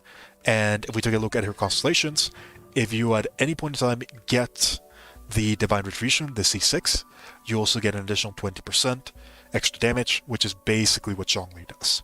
So you're getting more energy and you're getting the physical resistance. This does leave you slightly weaker, but you don't really need the extra defense if you already have Ben on the team. So if you're going for like a whale version, this is probably what I would go for. The Raiden Shogun for energy as well as a little bit of an additional damage. You have Bennett as the main buffer as well as healer, Rosaria as a secondary buffer, and Eula as the main damage dealer. This is kind of like the team that you want if you're going for Eula. Is there something else that you could grab for this particular team? Probably not. I think this is, at the moment, Eula's best team that's not only the most consistent, but gives you the most benefit. Now, it is also a very expensive team. Not only do you need Eula, you also need the Raiden Shogun, and you also need a C6 Rosaria. Do you need the C6 Rosaria? Not really, but it is the most recommended. At the bare minimum, you want to get the maximum damage out of this, so you usually try to go for stuff like this. As to what to equip, Noble Oblige on Bennett, and the artifact set for Rosaria can honestly be whatever you want. I've seen a lot of people try to maximize the crit rate by using Berserkers, and then just giving her like an energy recharge set. That doesn't really matter that much. It's up to you, really, what you're going to need the most. If you need more damage, you can just build the Rosaria with more damage. If you just need the crit rate and you just want her to be a buffer, you can probably just give her... what other set would actually be good?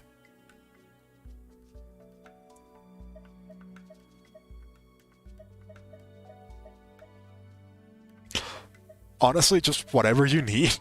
I think just a little bit of extra damage could probably do. I don't think Eula snapshots, does she? She might, I don't remember. She definitely does. Does she? No, I don't think she does. God, I gotta remember that one. Just give the Rosaria whatever extra damage you can possibly want. It's entirely up to you. So, when it comes to Eula, how does Eula work? The main thing about Eula is... not this one. The main thing about Eula is Glacial Illumination. Glacial Illumination is one of the strongest abilities that we have in game right now because it has a lot of scaling potential. The skill damage, as you can see, is not that high, but it has a secondary part to it. The Lightful Sword damage. That's the part that you care about. Because every time that you get a stack for this Lightful Sword, you get additional scaling. And that's what makes Eula so insane. Because you're overcharging the scaling. It already starts high at 725, and then it gets an additional 148 for every stack. And this can go up to 30 stacks. So if you do the math, you're already getting a character that can go over 3,700 scaling. That is insane. It's ridiculous. It's the reason why you see people hit like 5, 3, 4 million damage on their Eulas. If you're at that point, Eula is probably a good pick. But you gotta consider what it takes to get to that point. You have 7 seconds to get 30 stacks, and you can only get 1 stack every 0.1 seconds. Getting Eula to be at her maximum is practically impossible without her Constellation 6. And this is one of the things that makes the difference between a free-to-play Eula and a whale Eula so high. It is orders of magnitude higher. It's not something that you can put into a simple percentage. We're talking about multiplication here. It's not 1 to 2 times stronger, it is 10 times stronger if you have Glacial Illumination at her maximum ability. So that's one of the reasons why I don't really recommend Eula for a free-to-play player. This Eula can honestly do enough. This player has the Serpent Spine, which is a really good weapon for Eula. It gives additional damage bonus for the time that Eula is on the field. By the time that you can actually get to Glacial Illumination, more than likely you're already going to have the Serpent Spine at its full capacity, so it ends up being one of the better weapons for Eula. The extra critical rate is also very useful. This player has a pretty strong Eula, 80% crit rate, a lot of crit damage. I'm pretty sure I'm really bad with Eula because I don't usually play her that much, but this player can easily accomplish 400k damage on their Eula. I think the bare minimum that I would go for Eula would probably be like 300k. That's like the point where you can consider using your Eula at a decent rate. If you're under that, or you're probably not going to be one-shotting a lot of the enemies that you want to one-shot.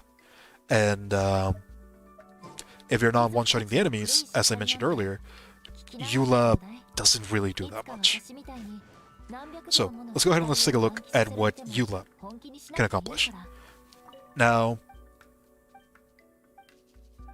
what I'm going to do here, just to show you a little bit, we're going to be using this particular one.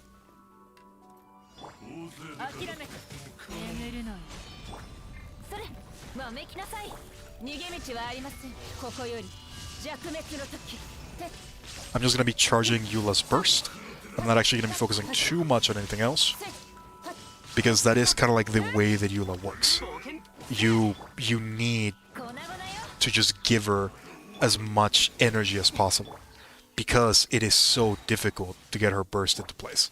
So now, we're going to go. We're going to wait a little bit, just because I want to make sure that everything here is being put as properly.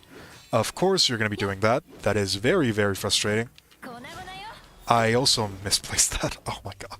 I really suck with Eula. Okay, so that was not how you play Eula. The way that you play Eula is that you're supposed to go... Stop rushing around. 1, 2, 3, 4, cancel. 1, 2, 3, 4, dash cancel. And then on the second one... Oh my god. Masonry. I'm just gonna...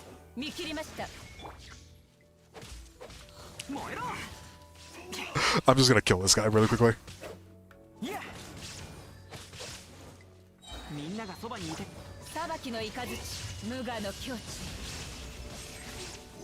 Alright. So that was a really bad explanation of Eula. That's just because I suck. The way that you want to play Eula is that you want to try to maximize your stacks that you can get with Glacial Illumination. The way that you usually do that is by doing this, then cancelling into that, doing that again, and you want to cancel at the fourth one every time that you can, because that's the way that you're going to be getting the most stacks. The way that you also want to start, because Eula has the physical reduction, is before you cast Glacial Illumination, you want to attack with this. Because when you cast Glacial Illumination, it'll recharge again.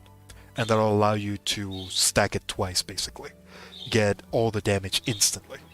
So that when you're in the last attack, when this resets again, you can use the hold version, which reduces physical resistance. That's how you're supposed to play Eula. Let's see if I can do it, because it is not easy. It is something that you have to practice very heavily, and it's something that I have not done.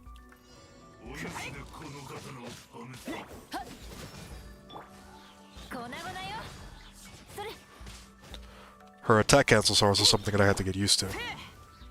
Alright, so let's do that.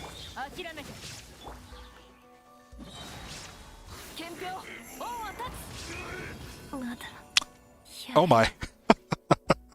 Alright, maybe Masonry is not the easiest one to do. See, this is actually one of the reasons why I particularly don't like Eula, because her setup is so annoying. It is so difficult to do properly. I would much rather use just other characters that are easier to set up, that I don't have to worry too much about. You're not gonna let me leave until I kill you, are you?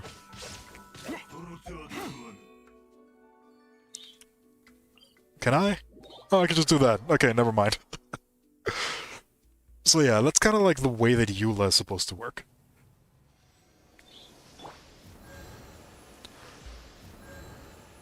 That's kind of the way that Eula is supposed to work. I could probably try it a couple times. I already know that this Eula can get to 400,000. It takes so much effort. I don't think it's something that you want to see in this particular explanation, because of just how much you have to do in order to get it to that proper point. This is probably one of the stronger Eulas that you're going to see, and you can honestly struggle quite a lot with this Eula, even with the best team possible, because of the way the Eula works. Now, it is something that you can practice, it is something that you can get better at. It's entirely up to you if you want to go into that particular focus. But I don't really have that much time, so let's go ahead and let's move over to the next character that I want to kind of showcase a little bit. And that's Xiangling. Xiangling is another one of those characters that brings a lot to a team. And the reason is actually quite simple. I was saying how powerful it is for a character like Eula to be able to have something like 3,700 scaling on her ability. Xiangling is another one of the few characters that we have that can get to that point. And while her main numbers might not look it, her constellations actually increase her damage by an incredible amount. The first constellation, Pyro Rest Reduction. Fourth constellation, increases the duration of Pyronado.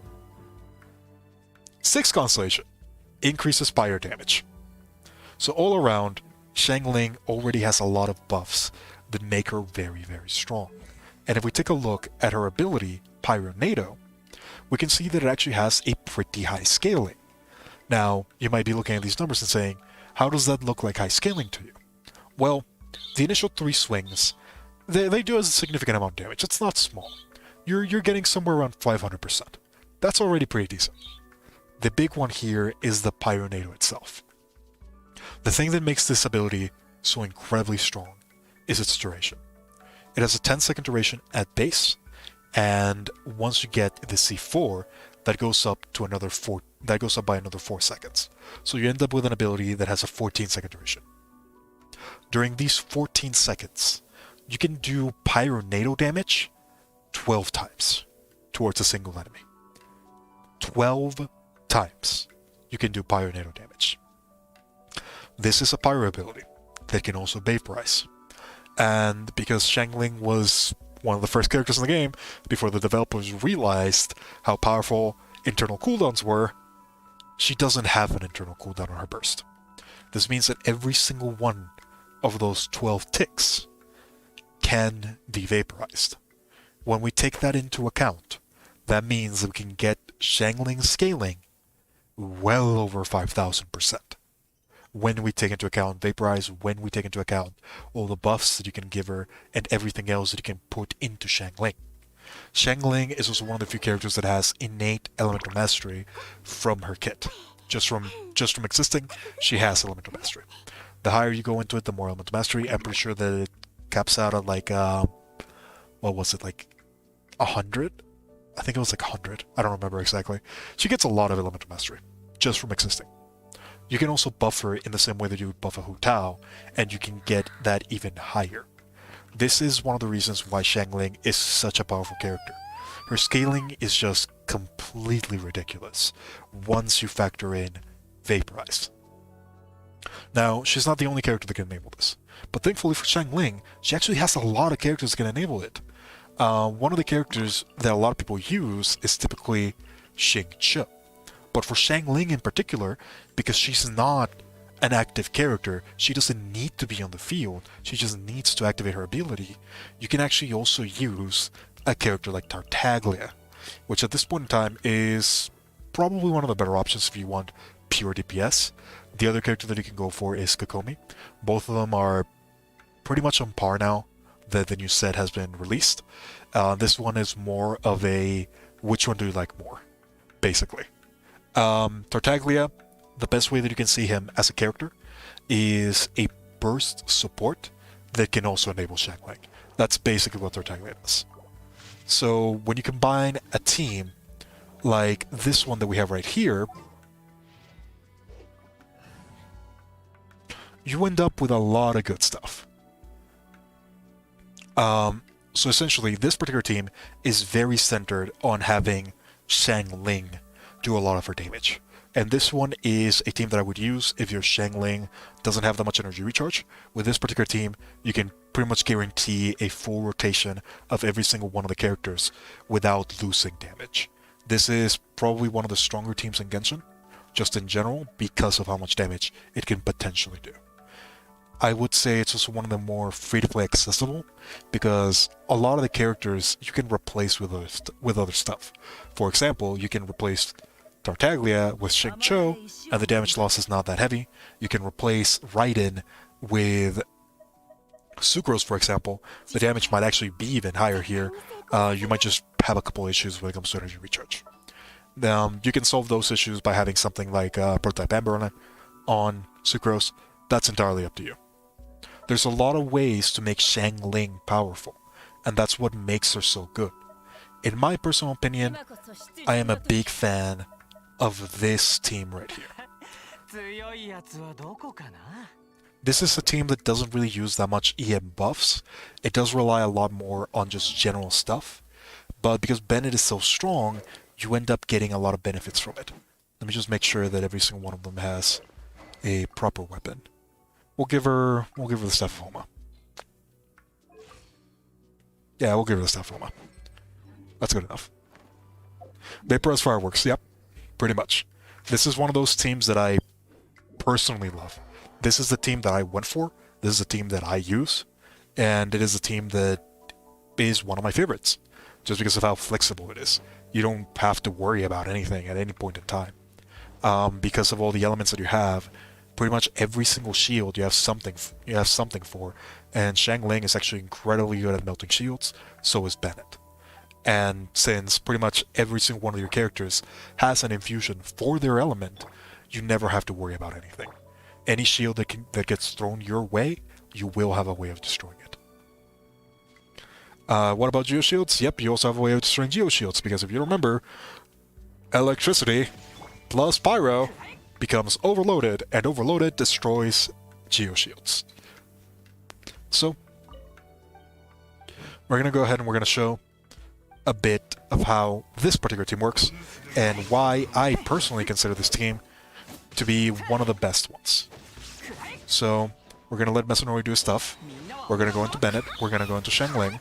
We're gonna activate Gubo. Probably should have done that first. And now we can see that the Shangling is hitting for an insane amount of damage in addition to the damage that our child is also doing. And then, whenever that's finished, the Bennett probably needs slightly more energy recharge, literally like 10%. We can just go into Raiden, use her damage, and then... God, Masonry, can you stop moving for like 5 seconds? And then by the time that is done, I need a little bit more energy recharge, but that's fine. You can probably see that in a more optimized version, our numbers pretty much allow us to repeat this again and again. This is kind of like the way that this team is supposed to work. So all around, you have a lot of CC because of things like Overloaded, because of things like Electro Charge. You have a lot of damage because of Shangling, because of Tartaglia, because of Raiden, and you have a lot of support because of Bennett. You have a lot of sustain. You have a lot of extra things that you can do. This is personally one of my favorite teams. But yeah, that's not the only one. Farming the new set is hell. I was relying on Harbinger of Dawn for my crits on Albedo. Oh, you wanna try farming the new set? So yeah, let me show you something. I hope you don't mind that I used 20 of your resin. Pixel. I don't think you're gonna have a lot of problems farming the new set, if I'm being honest. Your teams are pretty insane. I think, let me see if I can increase the energy recharge just like a small amount. How much is it here? 156%. That's probably enough. Yeah, this emblem cert fades. Catch might actually be better here.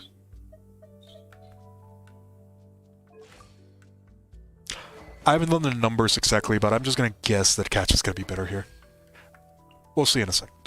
How much energy does the Bennett have? 256? Yeah, never mind. I guess I was just not siphoning correctly. Alright. So...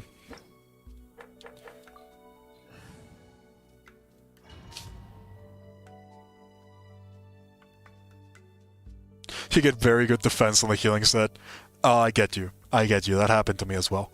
The other thing that happened to me is that when I was farming the healing set in particular, I planned on using it on Kokomi. I ended up getting like perfect crit roll stats on it on the wrong set. I'm probably still gonna keep them because they're actually really good. But it is unfortunate if that's the case.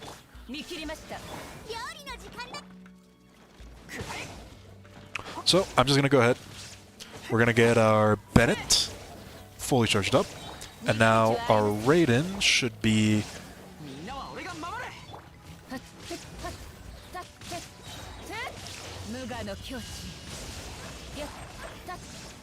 One second away. Everything is standing. We don't have to worry about it anymore. Just dodging over to the side. Shangling. This guy, you already died. I didn't even have to do that.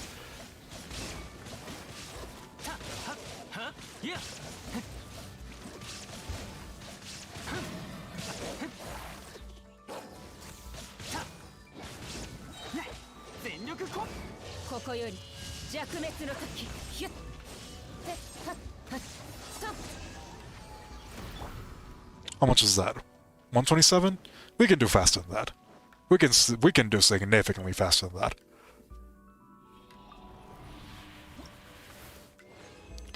But yeah, I don't think you're gonna have a lot of issues when it comes to this one. This is not that great. I think you'll be fine when it comes to farming. I usually average out like 50 seconds when I'm doing it.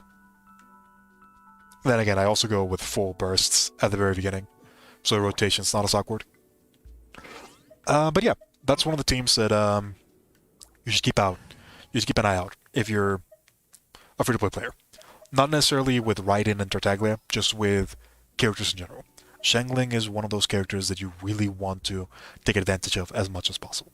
If you're going to be trying to go for something like this, the cheapest version would probably be these four characters. These four characters would probably be the cheapest version that you can go for. A lot of these characters are core characters that you can build entire teams around, so oftentimes you do want to try to replace some of these with other characters. Oftentimes they end up being like 5-star characters, but it's up to you.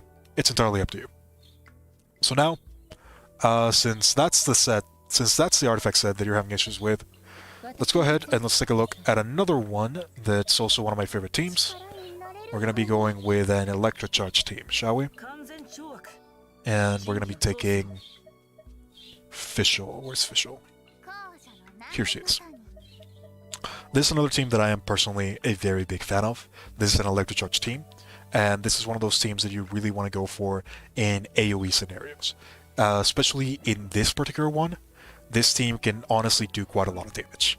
Let's see, what is the Fischl wearing? Just random stuff Fischl, I'll take it. We'll go with Polar Star. LG is alright, but I think we already have enough energy recharges. Yeah. I think this is fine.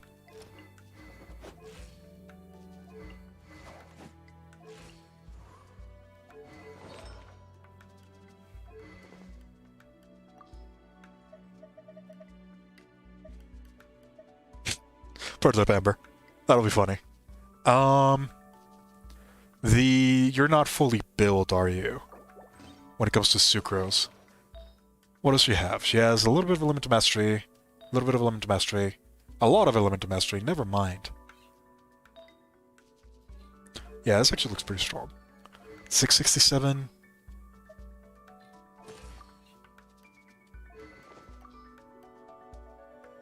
Well, we'll go with Prototype Amber for the utility. We're not gonna need it. We're 100% not gonna need it, but might as well, right? A lot of the complaints with this particular team is usually healing, and Prototype Amber does help a lot with that, so we're going to be going with it.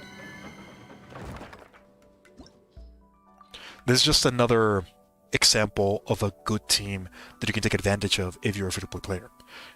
When it comes to free-to-plays, usually what you want to do as a free-to-play player is you don't want to go for hypercarries. Hypercarries are a bit of a trap. They usually require you to invest very heavily into constellations. They require you to invest very heavily into other things that are hard to get, like 5-star weaponry, with multiple refinements even. They require very specific stats in order to be effective. Oftentimes, you can just scramble together a team with random artifacts that are just generically good, and you can end up with something better. This is one of those teams that I particularly like. This team aims to abuse things like Fischl. It aims to abuse things like just Electro Charge in general. The main purpose of this team is just to have as much off-field damage as possible, and then use that to your advantage. Upgrade it as much as possible. Xingqiu is basically here as a way of triggering Electro Charge. We end up with characters like Raiden. Raiden you could also replace with someone like Albedo, which is what I do in my personal account. And then you also have Fischl. Fischl is probably one of the most insane characters for free-to-play players because of this ability right here. Undone by thy sinful hex. Every time that you do an Electro reaction, Fischl does 80% of her damage extra. This is something that you can apply multiple times in order to apply a significant amount of damage just with this ability by itself. Knight Rider also does a significant amount of damage. That's just awesome in general. You end up with very strong teams that you can accomplish. So let's go ahead and let's take a look at what this one does. We're going to go ahead and we're going to do this. We're going to go ahead and we're going to charge our guy. We didn't get enough.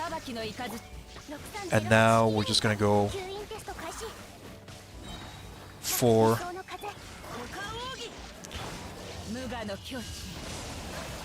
as much damage as we possibly can. We have a ton of CC, we have a ton of damage, we're just not having to worry about anything because we have a lot of mitigations with Xingqiu, and Prototype Amber is also doing so much. Energy is not an issue, and we can just go with Raiden, and nothing will ever matter. This is very easy to do. It's one of the better teams that you can get as a free-to-play player, just because of how much damage you're gonna get in an AoE and how much damage and CC you're gonna be able to get with Sucrose. Sucrose is ridiculous. She's probably one of the best characters in the game. In my opinion, she's the best Enemo character. But she's very close to that. Now, another variant for... Oh, that's not actually that good, is it? No, that's kind of garbage. Apologies. We're gonna stop doing the domain. We're actually gonna go into again to Masonry. Another variant for a team similar to this is actually double Geo Teams, which I don't think this person has built already, but they already have the pieces for it. Full Geo, as well as double Enemo plus an element, usually Electro. We're going to be taking a look at the Geo one first, because it's the one that is probably going to become the most relevant in the future, considering that Ito is going to be released relatively soonish. So let's go ahead and let's do a Geo team. This is kind of like the core that you're going to be seeing when it comes to Geo compositions. You're going to be seeing a Zhongli mainly for Geo rest down. We're going to be seeing Albedo as the main support and burst damage dealer, and then we're going to be seeing a main character that's going to be taking the field. Usually Noel, some people are probably going to be using Ito, especially if you have Ito at C2. This is probably going to be one of the better teams. The last slot, that's entirely going to be up to you. A lot of people are probably going to be putting Goro in this particular slot. I would only recommend that you do that if you have him at C6. Goro is just so bad. Oh my god. I don't even know. I'm probably going to have to put rant on the video that I'm going to do with Goro, just because of how much he triggers me. But yeah, when it comes to third slot, you usually want something that can buff the team. In this particular one, your best bet would probably be Bennett. If you don't care too much about buffing with Bennett, you can just do something like generically good damage like Fischl. Fischl is probably one of the most reliable off-field DPSs that you can get in a Geo team, because every time that you trigger Crystallize, she also triggers her own ability. And because Electro reacts with pretty much everything, anytime that you're fighting an elemental enemy, you're also going to be getting that additional extra bonus with Albedo, CM, and all of that. This is probably the team that I would use when we're going into this. This is like a pure Geo composition. The main purpose is to have Albedo plus either Noel or Ito as the main damage dealers.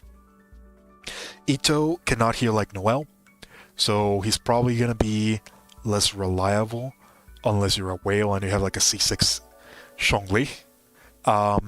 If I'm being completely honest, this is not with bias. I feel like Noel is better than Ito. At least with the numbers that we have seen so far, at least when it comes to usability, sustainability, flexibility, and just repeatability. I feel like Noel is better than Ito. She just brings more to the table. But yeah, this is another one of those teams that we're going to be seeing. You pretty much all know Noel if you've been on my channel for any amount of time. Oh god, you. Noel wants the white blind, and she wants to just do as much damage as possible. Yeah, we can definitely not showcase Noel in this one. Oh my god, you have a C6 Noel. This is beautiful. C6 Noel is probably one of the strongest characters in this game. As far as which artifact set you want to give her, you definitely want to give her a Bolite set if you can get it working. Oh god, you don't even have a single bow light set, do you? Oh well, it's whatever. Another alternative, if you don't want to go for the bow light set, it is the gladiator set. Gladiator set on Noel is pretty strong. We might actually see. Can we build a random Noel just with random pieces? Just like a random level 20 Noel.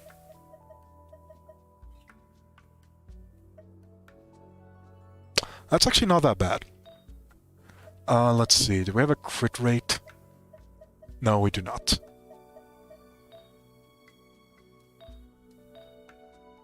Alas, we're probably not going to be able to showcase a Noel. We actually have a lot of really good artifacts for Noel, my god.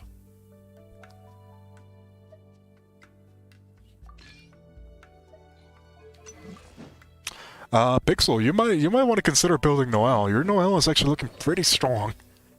Like, I think, what do you need? You need like a little bit more crit rate and slightly more crit damage, and you can probably build an incredibly strong Noel. Let's see.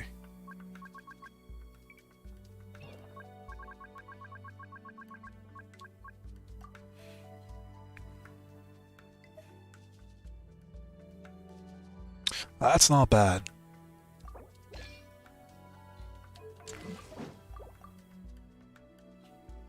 Yeah, honestly, this Noel looks very, very strong. I think if you can get like a crit rate gladiator set, that might be enough. Oh wow, this that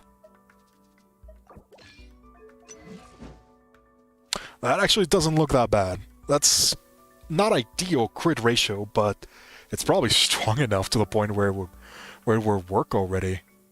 Yeah, this Noel is not looking bad, in all honesty. You should definitely consider it, especially if you manage to get the White Blind. White Blind at rank 5 is probably the best weapon for this one. But yeah, this is just like a general geo composition. The main purpose here is to boost both Albedo and Noel to as much damage as possible.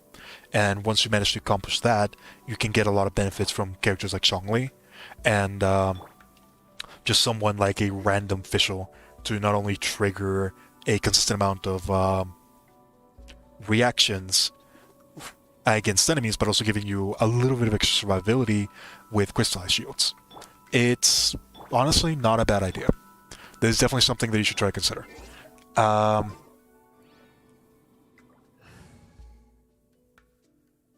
You've got so many characters to build already. Never mind, never mind. If you want priority for these characters, I think the set that you have on your Sucrose, you can probably just shift that to your Gene and Venti whenever you're using them. In all honesty, that set is already strong enough as it is. Bido and Fischl, when you're trying to get them, they're pretty much going to be using the same build, and you already have, from what I can tell, a really good core that you can use on Electro, because you have this really good goblet, and you have just a generically good gladiator pieces that you can also use. So I don't think you're going to be that far off. I think the only thing that you would really need would be like 2 pieces of the Thunderbird, whatever that one's called, Thunderbird Mercy. I think that's the one. Thundering Fury, that's the one. So yeah, you're good on your way. You're good on your way there. Eula, I don't think you can make your Eula better, if I'm being honest. Just like flat out, I don't think you can make her better. You would actively need constellations. That's like the only way of making your Eula better. If we look at it, it's just you can't make her better. Like, how do you even begin doing that? I'm pretty sure your artifact set's already insane. Like, well, what are you gonna do? Are you gonna farm until you get like attack percentage on that? The physical damage goblet, maybe? That's like one thing that you can actually farm for. Everything else is already pretty good. I just don't see how you get higher than this. I guess maybe one of the things that you could do is you could probably farm for like a Bloodstained, maybe? That might be like one thing that you could do.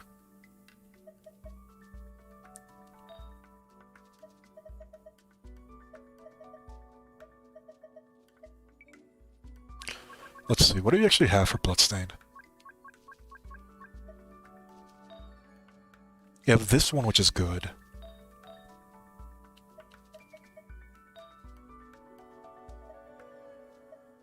Yeah, okay, nothing usable there.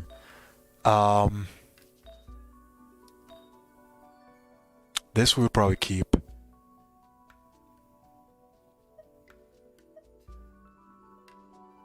We'd probably use this one, actually. Would we? Let's see, this about... How much damage increase is this? 20% with our build, that's around 140 extra attack power. 140 plus about 18 value when it comes to crit rate.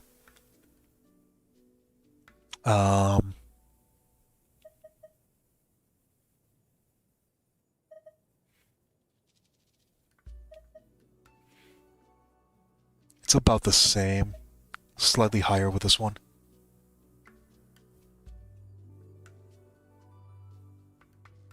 Eula's crits are not very good to your liking. You probably want to go... You want to go more the one-shot route, I can imagine. I think, your crit rate is probably high enough where you can actually afford using, like, a crit damage one instead.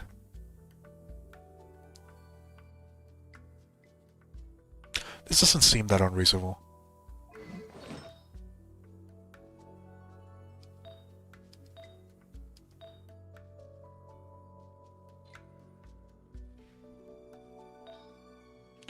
Yeah, maybe just like getting a Bloodstained, an extra piece of Bloodstained, that would be pretty good. I think you have enough crit rate to where you can actually afford not using a crit rate circlet. You can probably go with crit rate, crit damage, my bad. Because you have the Serpent Spine. This is still reasonable enough. It's slightly more damage in a consistent way, but Eula is already one of those characters that if you're not one-shotting, you might as well just reset. I think this is reasonable enough.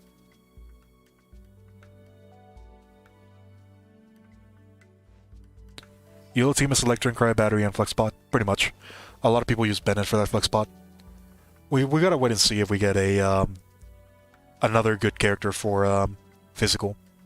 The character that comes to mind is Xinyan, but my god, she's so difficult to build.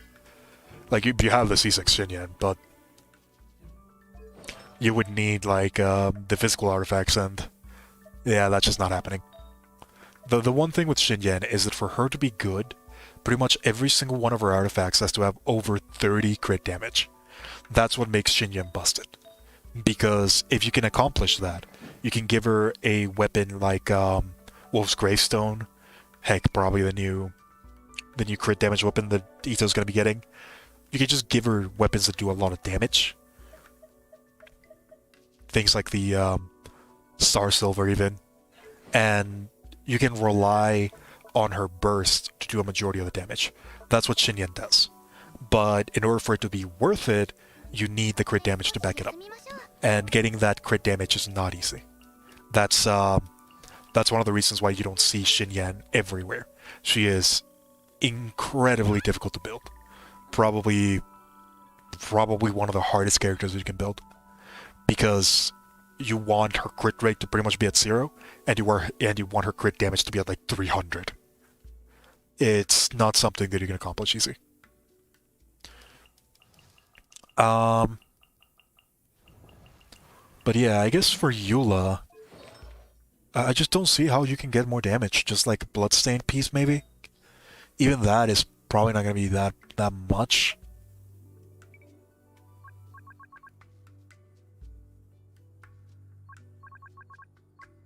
No, I guess it would be. Over what you have already.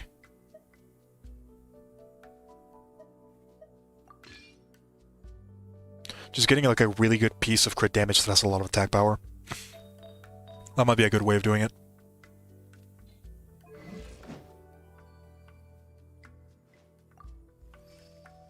That's not horrible per se. You probably need a better piece than this one, but something around this mark.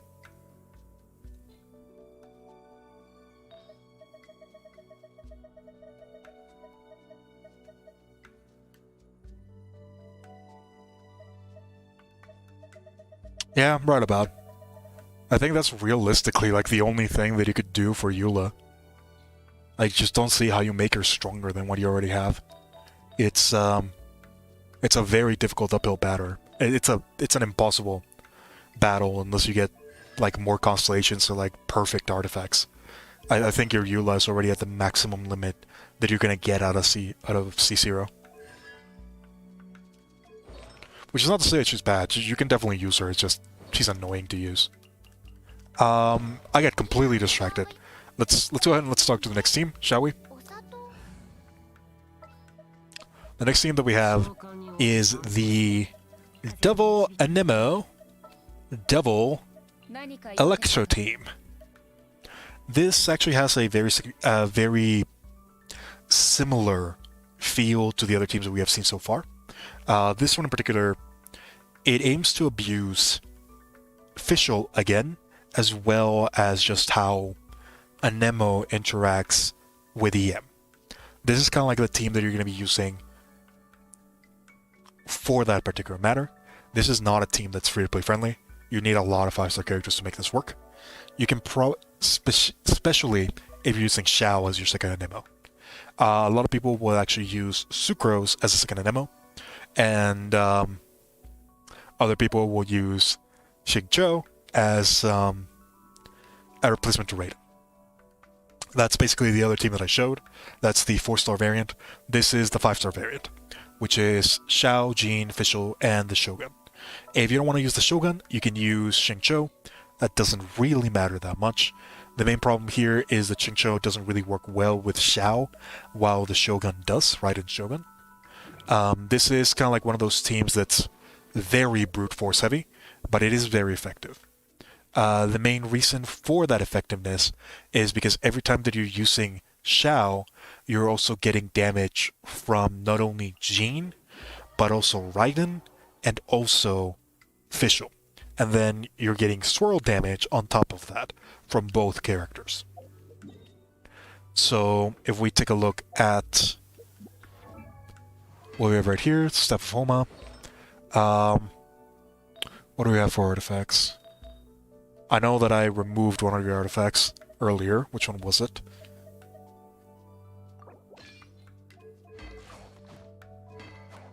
Man, your Xiao was insane. Yeah, that's a very strong Xiao. So what we're gonna do? Elemental Mastery.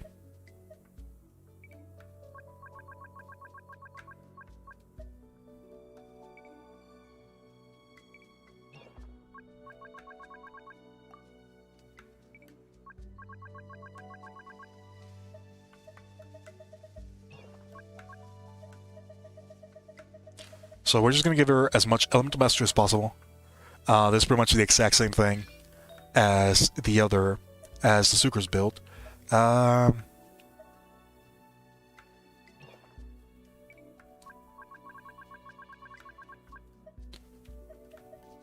Venerier.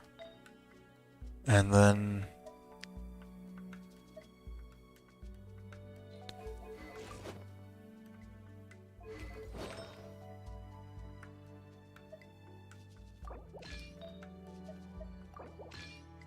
Alright, so we're just going to give her pretty much everything there, and we're going to equip her with a Festering Desire.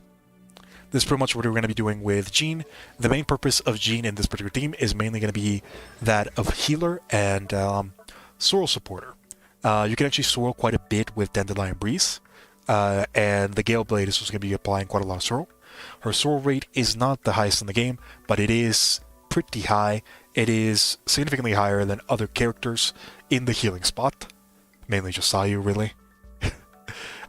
So yeah, Jin will be able to provide quite a bit here. Xiao will be doing a majority of her damage, but not all of it. The secondary character that's going to be doing most of her damage is actually going to be Fischl. You're pretty much just going to be brute forcing your way through everything. This is a very brute force heavy team. Xiao is going to be attacking whenever Baneable Evil is active, and whenever Baneable Evil is down, the Raiden Shogun is going to be taking that spot. So let's go ahead and let's take a look at how effective this is going to be. Oh god, I went to the wrong area, didn't I? Yes, I did.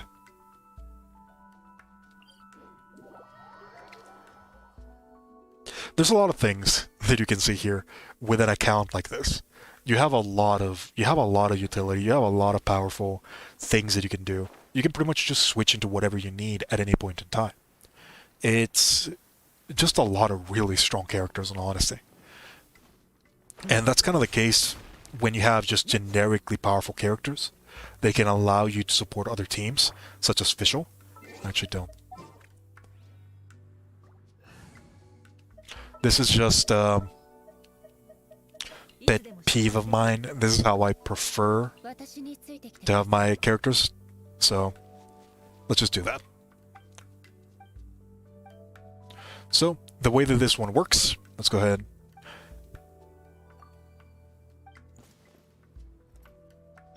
We want to Raiden, we want to Fischl, we want to Jean, activate that.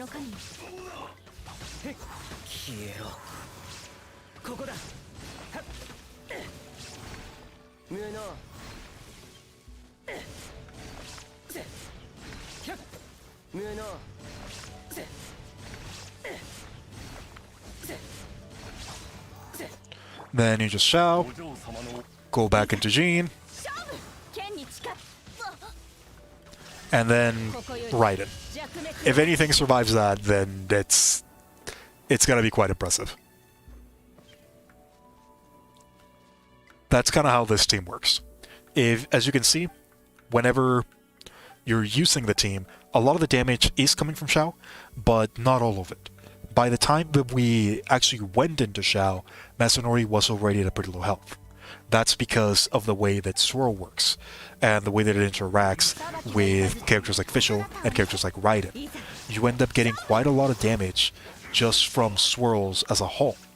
The one thing about this particular build is that it does require you to have a lot of energy recharge. That's like the one thing that you're gonna be struggling with in team building.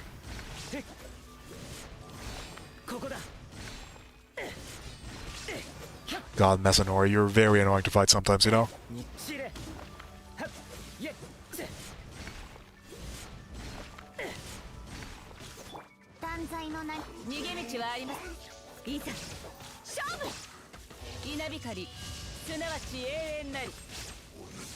But essentially, you end up getting a lot of benefit from Jean because of the barrier set. So Fischl and Raiden are going to be doing quite a bit of damage, and they're going to be complementing each other quite well.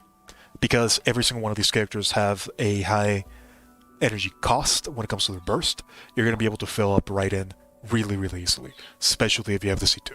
The C1. If you have the C1 on Raiden, you're pretty much going to be at full power at every point in time.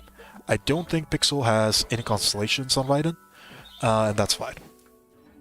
This is kind of just like a generically efficient team. When it comes to other teams that you can probably do just about anything that you really want. You have a lot of the very, very strong teams. Ganyu, Ayaka, Mona, Venti. This is like one of the best teams in the game that a lot of people have used. I am not a fan of this team.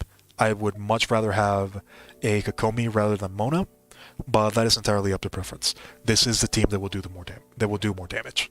What a lot of people do with this particular team is they do something similar to what I do with Sucrose, and they give Mona the Prototype Amber. Prototype Amber is just an insane weapon, and it's definitely high in value when it comes to all of this. You can end up, every time that you use the burst, you're not only going to be getting energy back, but you're also going to be getting healing. So this is one of those things that you're going to be getting a lot of benefit from. This is kind of like the one team that most people will tell you will be able to accomplish pretty much everything. And while that might have been the case against enemies that you can freeze, with a lot of the enemies that we have now that are just completely immune to it, or they just don't care, you will struggle a little bit. Masonry being one of them.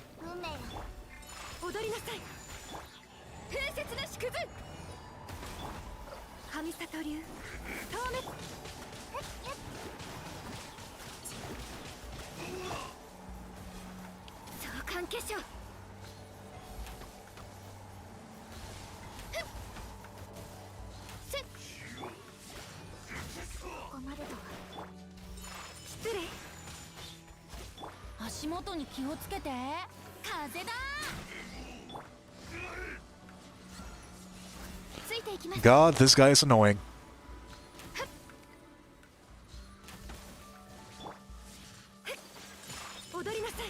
I hate this guy so much.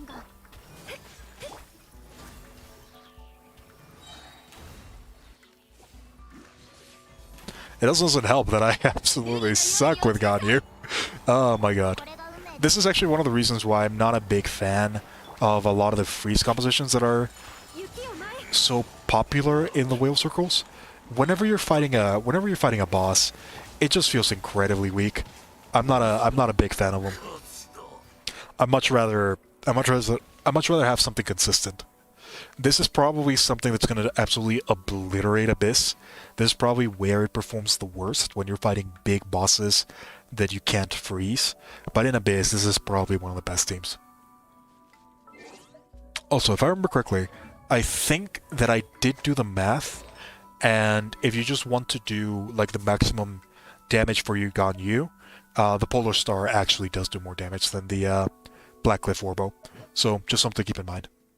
It is small amount, not by much, but it is something to keep in mind for whenever you're building your team. There's just a lot of things that you can do. You have so many good characters. You can pretty much go whatever route you want. If I were to say priority for characters, probably Xingqiu would be a good one. I think Noelle would be a fun build. I don't think you need her, but if you want to try her out, she's definitely incredibly strong, and you probably have the resources for it. If I remember correctly, you do have a lot of...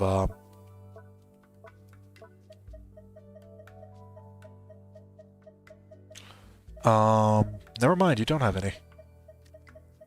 Or are they not here? Where are the prototypes? No, never mind, they're here. Oh, yeah, you have enough. You can probably easily build like a rank 5 white blind and give that to Noelle, if that is something that you're interested in. The rank 5 white blind is actually going to be better for Ito as well than a rank 1 version of his item, of his personal weapon. So that is definitely something to take into account. Now, as for that, future characters that might be impactful. If I'm being honest, you have like every character in the game. I think the only one that would matter would probably be like Kokomi, and that would only matter for this particular team that you're seeing right here. That's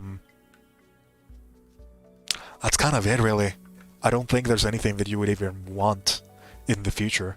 I think because of how strong your characters already are, even a character like Shenhei, even a character like Ito, they'd more or less just be for fun. We don't really know what the Ayamiko might end up being. You already have a lot of really strong Electro supports already. It's kind of like, I don't think there's any one character that you would ever need in the future. The only one that I can possibly imagine would be Kokomi. Everything else, you already have something to deal with most of anything that Genshin could throw at you. You're getting Kazuha? Kazuha is not a bad choice either. Kazuha is not a bad choice.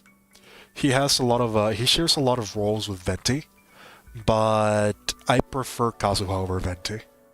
I also prefer Sucrose over Venti in a lot of cases, but that's just because I think Sucrose is insane. Kazuha is probably a good choice. I think you have a strong enough, from what I can see, you have a strong enough elemental mastery set where you can make it work. It's not like the perfect one that's gonna get the maximum power Kazuha, but I'm pretty sure that it's strong enough to where you can use it. Where is Jean? Because I'm pretty sure I put everything on Jean. Where did Jean go? There she is. So, For Kasuha, Freedom Sworn, and this is like your Elemental Mastery set. It's alright.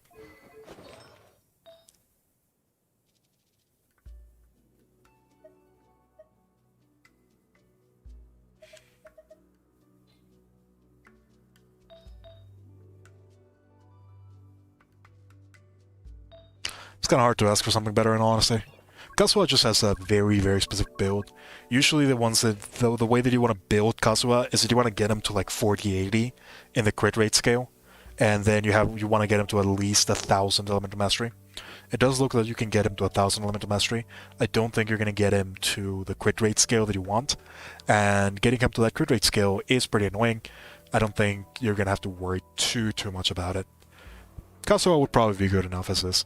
I'm pretty sure that your Kasuha would end up having like 1,000-ish Elemental Mastery, which I'm pretty sure is where he caps out when it comes to his damage bonus, so that's good enough.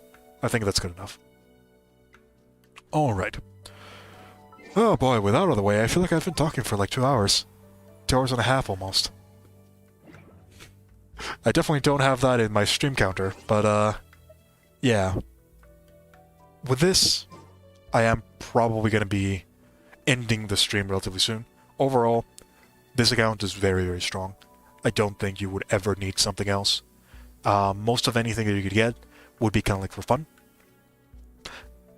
Things that I would recommend for future cases, probably the Noel, definitely the Shengcho, because that is a significant amount of damage that you're missing out on. I think the Venereer set is good enough as is. A little bit of a stronger Fissure would probably help you. I think you have a very good Electro core for the future. And getting a 2-piece Thundering Fury that has a decent amount of crit rate and crit damage would probably be worth the investment. Apart from that, I think you're good as you are. Maybe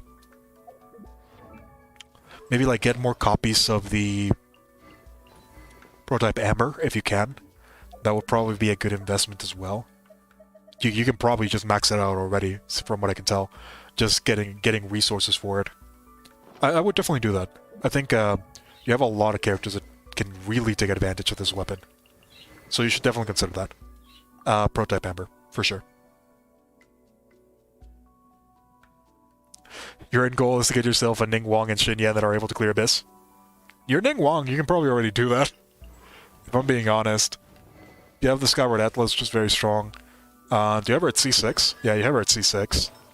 Archaic Petra, Noblesse Oblige. What's the crit rate? Yeah, close enough. I don't think it would take that long. Probably just get like a better Geo damage bonus on Oh, never mind, I switched that, my bad. Yeah, that's more than enough.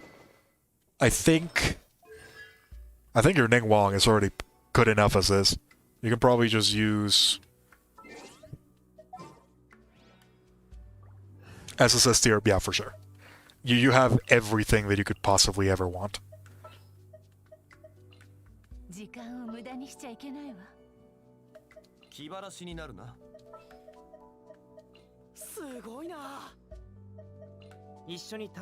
This is probably enough to clear Abyss.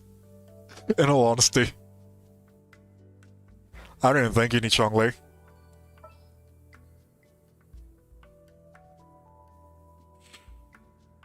Raiden wouldn't fit. Because the entire purpose of Ning Wong is you want her to be on field as much as possible. Visual? Visual's just generically good. Sure, why not? They work together. They work together pretty well.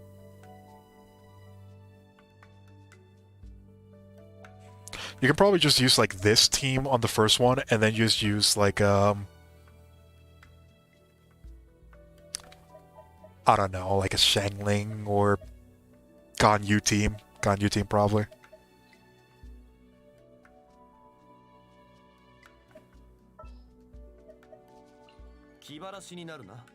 Honestly, you can pretty much just do whatever you want at this point. Your supports are very strong. You have most of every character that you could possibly want. Let's just go ahead and let's see how strong this would actually be.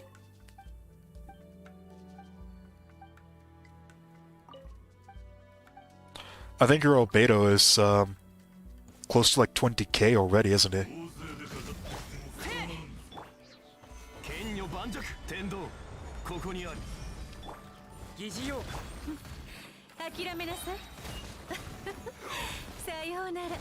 Yeah, 18k per Albedo proc. That's pretty strong.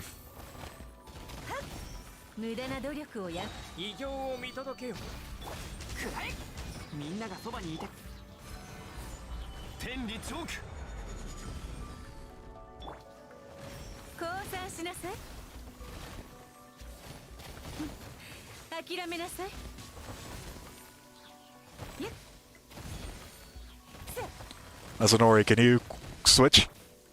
That's a thing that I hate about Masonry, that he just sometimes doesn't switch, period. It's kind of annoying.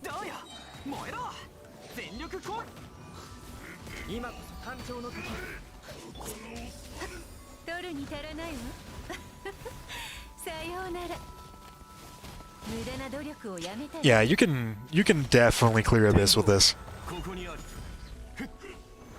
Oh, I messed that up.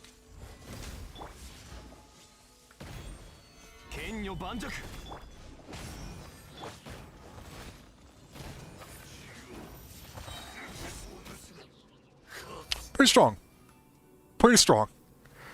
Welcome plus battle phase and the concentrated essence of Leprechaun luck. Sounds about right, considering the amount of 5-stars that you got. A lot of really high value ones. Elegy of the End, which is amazing for your eventy. It's amazing for official even. Polar Star, which is just an insane bow for pretty much any bow user. Ganyu, Tartaglia, official. You have Skyward Atlas, which is arguably the best catalyst.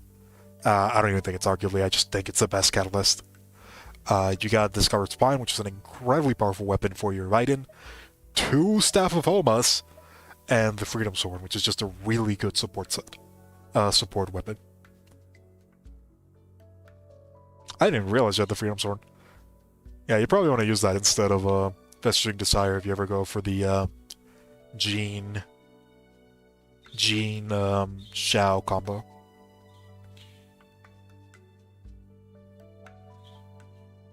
Before you end the stream, I always wonder if Eula gets out DPS by other free-to-play episodes. Oh, 100%. Just like 100%. Eula does get out 100% out DPS by free-to-play options. Well, actually, that depends. Are we talking about Whale Eula, or are we talking about free-to-play Eula? If we're talking about C0 Eula, then yes, free-to-play options are going to be better than Eula. If we're talking about Whale Eula, Eula does have some of the highest DPS that you can get in the game.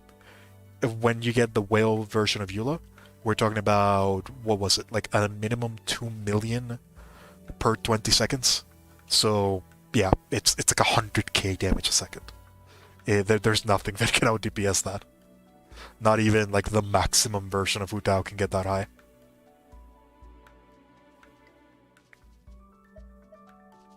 But if we're just talking about regular version Eula, she'll get out DPS by pretty much anything.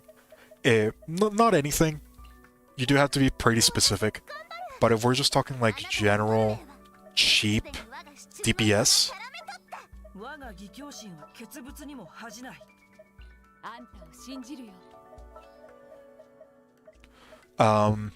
something as simple as this will out DPS Eula. That's just how it is. Something like this is way more consistent. You can even see it. If we just throw in like the random artifacts that we have here. Let's see, where was the gene artifacts?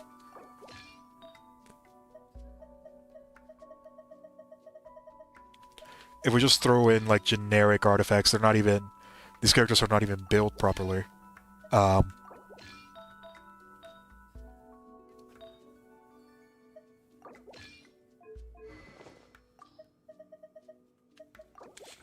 Literally just with random stuff that I'm gonna find here. Let's see.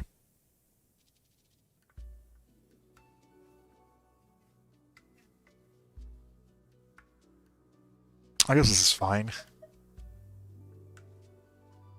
We'll borrow that just for now. We'll just get like a, I don't know, gladiator set random gladiator set.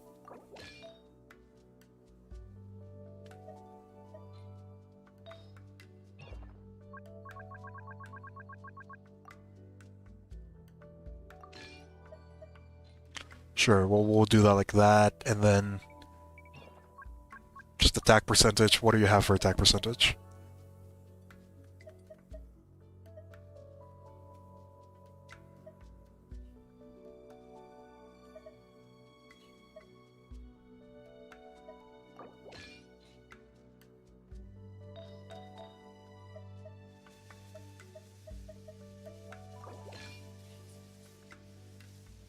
We'll just grab like that, I guess. Oh my god, that's insane. Your artifacts are crazy. Your artifacts are just insane. Okay, so maybe this is a stronger Bido that you'll see. I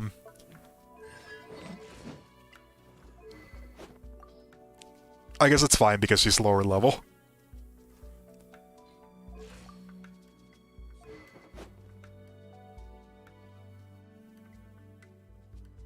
Well, no fair. A DPS Eula, it's 1 before.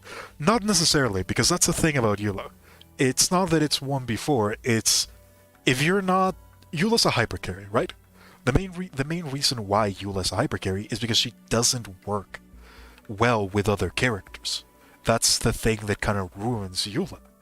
If you have Eula in your... If you have Eula in your team, the other characters... They can't do their stuff. They have to focus on Eula, because if Eula's not the main character, she's not doing anything. That's the problem that I have with a lot of hyper carries. It's not that they're bad. They're really good when you can enable them, and that's the problem. The when you can enable them, because they don't have that many good synergies. It takes a lot of investment to get them to the point where they're doing their damage. Yes, their damage is really, really high, but that's because they can't cooperate in a team. If they're not... If they can't enable each other. She can't enable other characters. And that's what makes Eula less reliable. She's focusing entirely on one thing. If that thing fails, then the whole team fails. Here, even if we lose, like, let's say, Xingqiu, if we don't even have high power in Xingqiu, that's when we can see that the team synergy is what's doing a lot more, rather than just individual power. Even if the characters themselves are not at their maximum efficiency, because the synergy is so strong, you end up with more damage. You end up doing significantly more. That's something that Eula can't really compete with. Her element doesn't give her flexibility, her weapon doesn't give her anything to really work with, and her abilities are very selfish. That's kind of like the problem that a lot of these hypercarries have, that they just don't work well with other characters. So all around, their DPS ends up being so much lower because of it. Just think about it from this way. You could try to do the same with Hu Tao, and Hu Tao wouldn't really be adding that much damage. She would only be there. Well, your Hu Tao probably not, because she has this type of Homa, but a regular Hu Tao. If she's not vaporizing, she's not doing Hu Tao. If Eula is not bursting every 20 seconds, she's not doing Eula. That's kind of the problems that I have. That they need a lot of investment. They need a lot of teams built around them. Like, if you want to play Eula, you need batteries. Sometimes you need 2 batteries. It's not a matter of if they're by themselves, they're not doing anything. It's just that... it's a matter of if they're by themselves, they're not really doing anything. So if they need supports to fill in that DPS loss, then those supports really have to do a lot of the carrying potential. At the end of the day, Eula teams, they're not just Eula. They're Eula plus her supports. So saying that against a full team, it's not fair, doesn't really fit that much, because she's also using a full team. She's using Bennett for extra damage, she's using characters that can do Electro for resistance shred, whether it be Raiden or whether it be Lisa, and she's also using a battery in order to get her damage up. It's not as if she doesn't have a team, she has a team with her. It's just that her team is actively doing less damage in order to enable Eula to do more. It's one of those things that you have to keep in mind whenever you're team building. How much damage is each piece providing? Hyper carries are usually a majority of the damage, and that's where a lot of problems rise, because if the hyper carry is not doing that much, since the supports, they're usually a multiplicative factor. Their damage, how much they're adding to the team, is dependent on the hyper carry. Then they're just not doing that much. The best way that I can put it is, if Eula is doing 100k damage by herself, then you add Ben into a team. Now she's doing, let's say, 180k. Then you add, realistically, it's probably going to be more like 220. Then you add another character that's triggering Superconduct. Now that damage is going to be increased, like 250 or something like that. And then you're adding a third character to make sure that you can enable that every 20 seconds. That's the DPS of the team. And that's, just because Eula is 90% of the DPS doesn't mean that the other characters are not doing anything. Because if we take this example into account, Eula might be the one doing most of the damage, but she's not where all of it is coming from. Bennett is helping quite a lot. The whatever Electro characters you're using is helping quite a lot, and the battery is enabling that to remain within a reasonable DPS spectrum. The DPS spectrum for Eula is 20 seconds. If you don't have a battery, that DPS spectrum keeps on going up, and it keeps on going up. So, yeah, kind of awkward.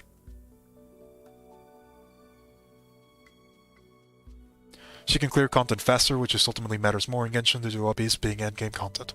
God, I hate Abyss so much being a speedrun thing. Yeah, what you're saying is also true, but you also have to keep in mind where you're going with it. You have a lot of time in Abyss.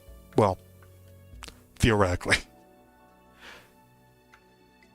What would you rather do? That's basically the way that I want to put it. Would you rather reset multiple times to get that one clear with Eula that's going to be 20 seconds less than the rest? Or would you rather just get a team that's consistent enough to the point where you don't have to reset? You just do it. Even if it takes longer. I don't know about you, but I would rather beat Abyss by literally with like 10 seconds of leeway every single time than have to reset like 4 times in order to beat it in a minute.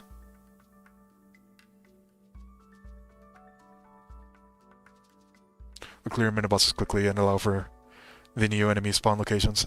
God, I hate Abyss so much.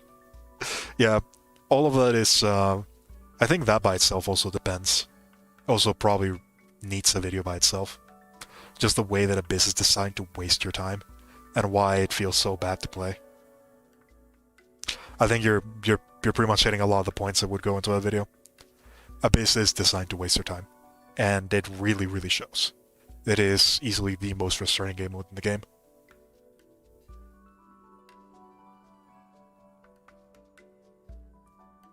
No, you have 3 minutes max, otherwise you're a failure with only 35 out of 36 stars.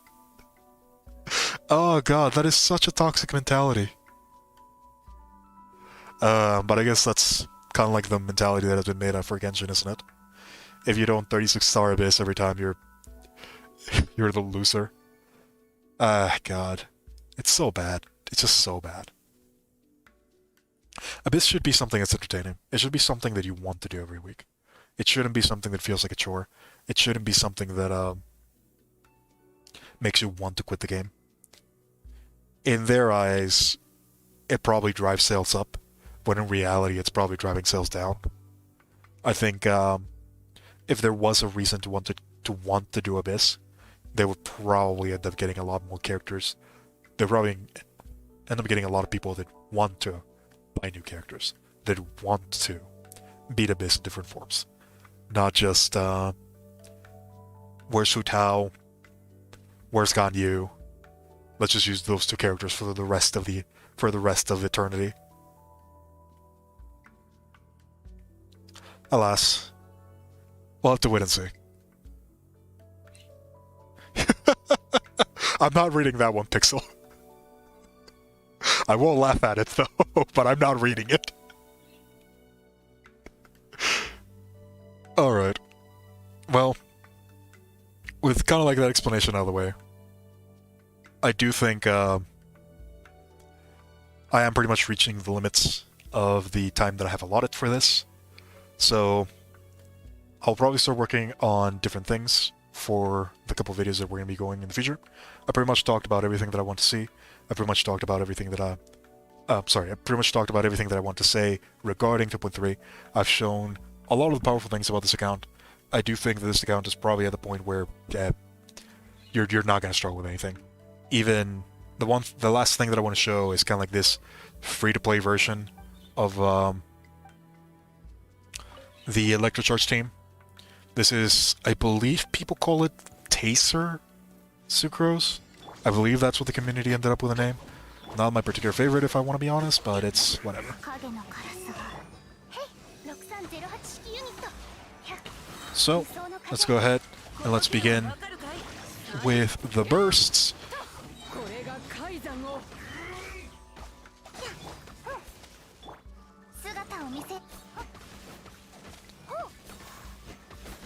Oh my god, that is so much damage.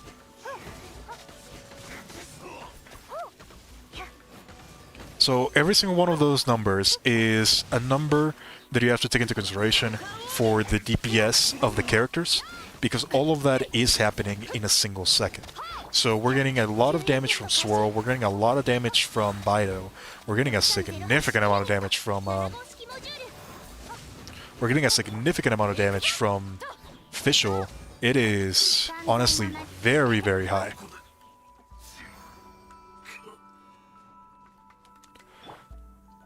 Yeah, that's a lot of damage. Alright, well, with that out of the way, if you enjoyed, thank you very much for watching. This is Portals. Out.